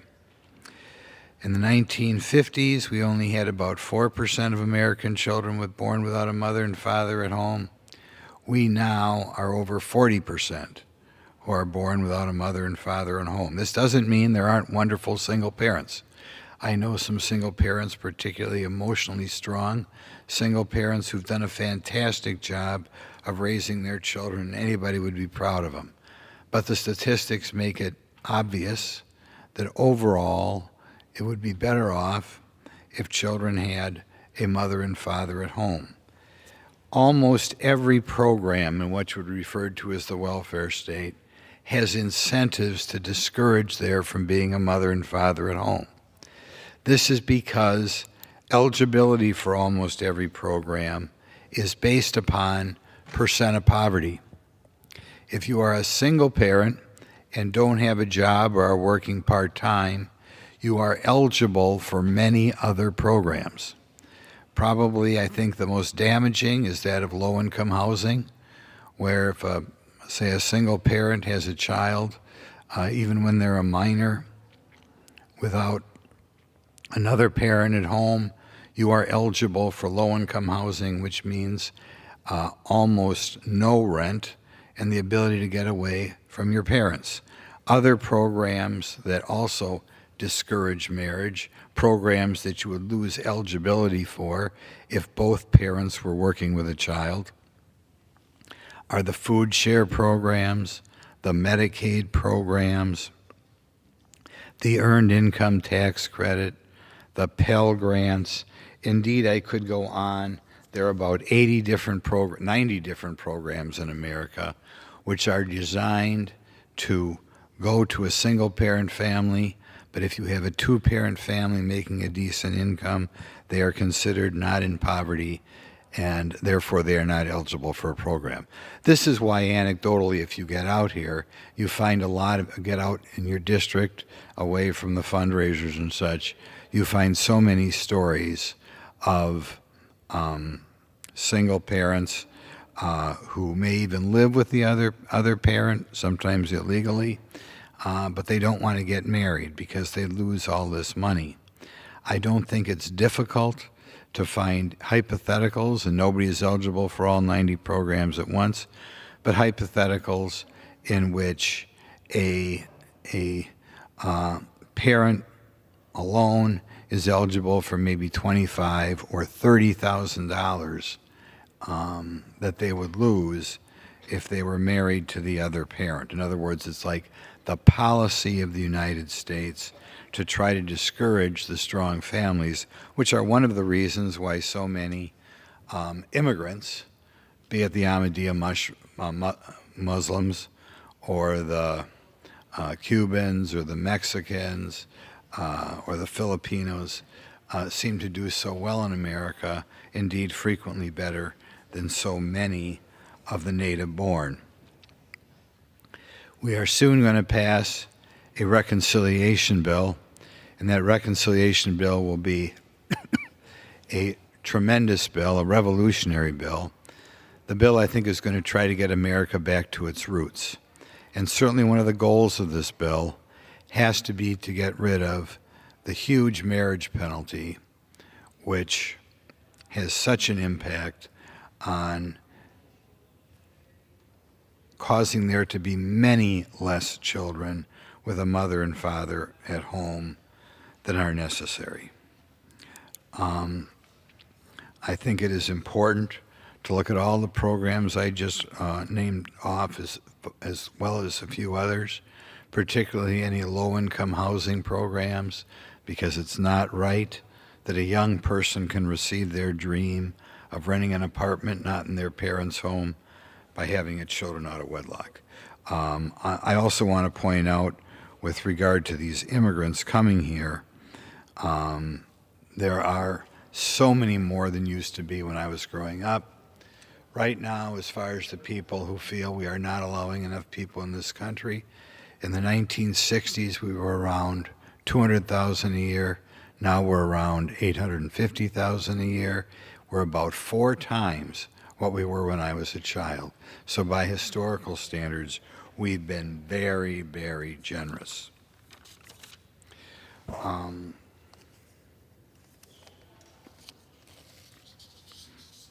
The next question is, why are we seeming to subsidize or have set up programs with an apparent hatred of having both a mother and father at home? You might think that every politician would be encouraging having both a mother and father at home, and this must have been an inadvertent thing. It's important for the young people today that they know that there is a strong number, a small number, but a strong number of intellectuals going back to the 19th century, actually even going back to the 18th century, who are hostile to the idea of having a man in the home. Certainly there were people who felt this way during the French Revolution, when we had the atheistic mobs killing the clergy. It continued through Karl Marx and Frederick Engels. In the 1800s, the Marxists were hostile to the family. A goal of theirs was to get rid of the family, and then winds its way all the way up through communism and the feminists in the 1960s. Let me give you a couple quotes of people who were famous to people who were well known to people in the 1960s. We have Simone de Beauvoir, "As long as the family and the myth of the family have not been destroyed, women will still be oppressed." Germaine Greer, "I'm passionately opposed to the nuclear family." Kate Millett, who by some people would consider to be the mother or whatever of women's studies programs, which are all over our universities. "The complete destruction of traditional marriage and the nuclear family is the revolutionary utopian goal of feminism." Eventually, Angela Davis, another person prominent in the revolutions that were taking place in the 1960s, was very anti-family. And even since I've been in Congress, we had the Black Lives Matter movement, who came out against what was referred to as the traditional family. This is not only a problem for children, it is a problem for the men, because I think men are frequently more likely to cause problems and be less productive if they are not connected with a family. And social scientists like George Gilder have pointed this out. So one of the reasons why I think we have a disproportionate number of men in prison, men doing drugs, is because they are not connected with a family, and that was because of all these programs which provide financial incentives to make sure that one of the parents, usually the man, is not part of the family. In any event, and also Black Lives Matter, stating that they want to get rid of what's known as the traditional nuclear family, and a group that a lot of people in this building were happy to stand with, despite that being on their website. Eventually they took it down, but it shows the power even today. You might say, Glenn, why in the world would anybody be anti-family? Why would any politician do that? But I mentioned these powerful people which seem to have a stranglehold on the Democratic Party. You would also say, who is for having men participate in women's sports? Who is for 8.5-month abortions? Who is for men in the women's locker room? The same group is for them all. It's the same group that is against having children raised in a nuclear family. It's the radical feminists and their successors from the 1960s. And I'm afraid that as long as they have such a vice grip on the left wing of this body, they will continue to break down the American family. In any event, I think those are three things that we have to look at and remember and tell young people about. The fact that that people come to America who are not from Europe, who succeed wildly again and again and again, and statistically these groups are doing better than the native-born, be it the Ahmadiyya Muslims, be it the Hmong, be it Chinese, Filipino, Cuban, Nigerian, what have you. I think we have to remember that it is the welfare structure which is right now creating huge incentives not to raise children in a nuclear family, that frequently there's a $25,000 or $30,000 penalty for getting married to the father of one's children. And this affects so many other problems that we have in America. The crime problem is really a family breakdown problem. The drug problem, certainly not exclusively, but a strong element of the family breakdown problem. Problems in our schools, if you talk to teachers, particularly in the area of special ed, you find out they're frequently, the problems stem from a breakdown in the family. So we have to do something to remove these horrible marriage penalties, as I really don't think America is going to be truly great again until we have a dramatic cut in the 40% of children who are born without a mother and father at home.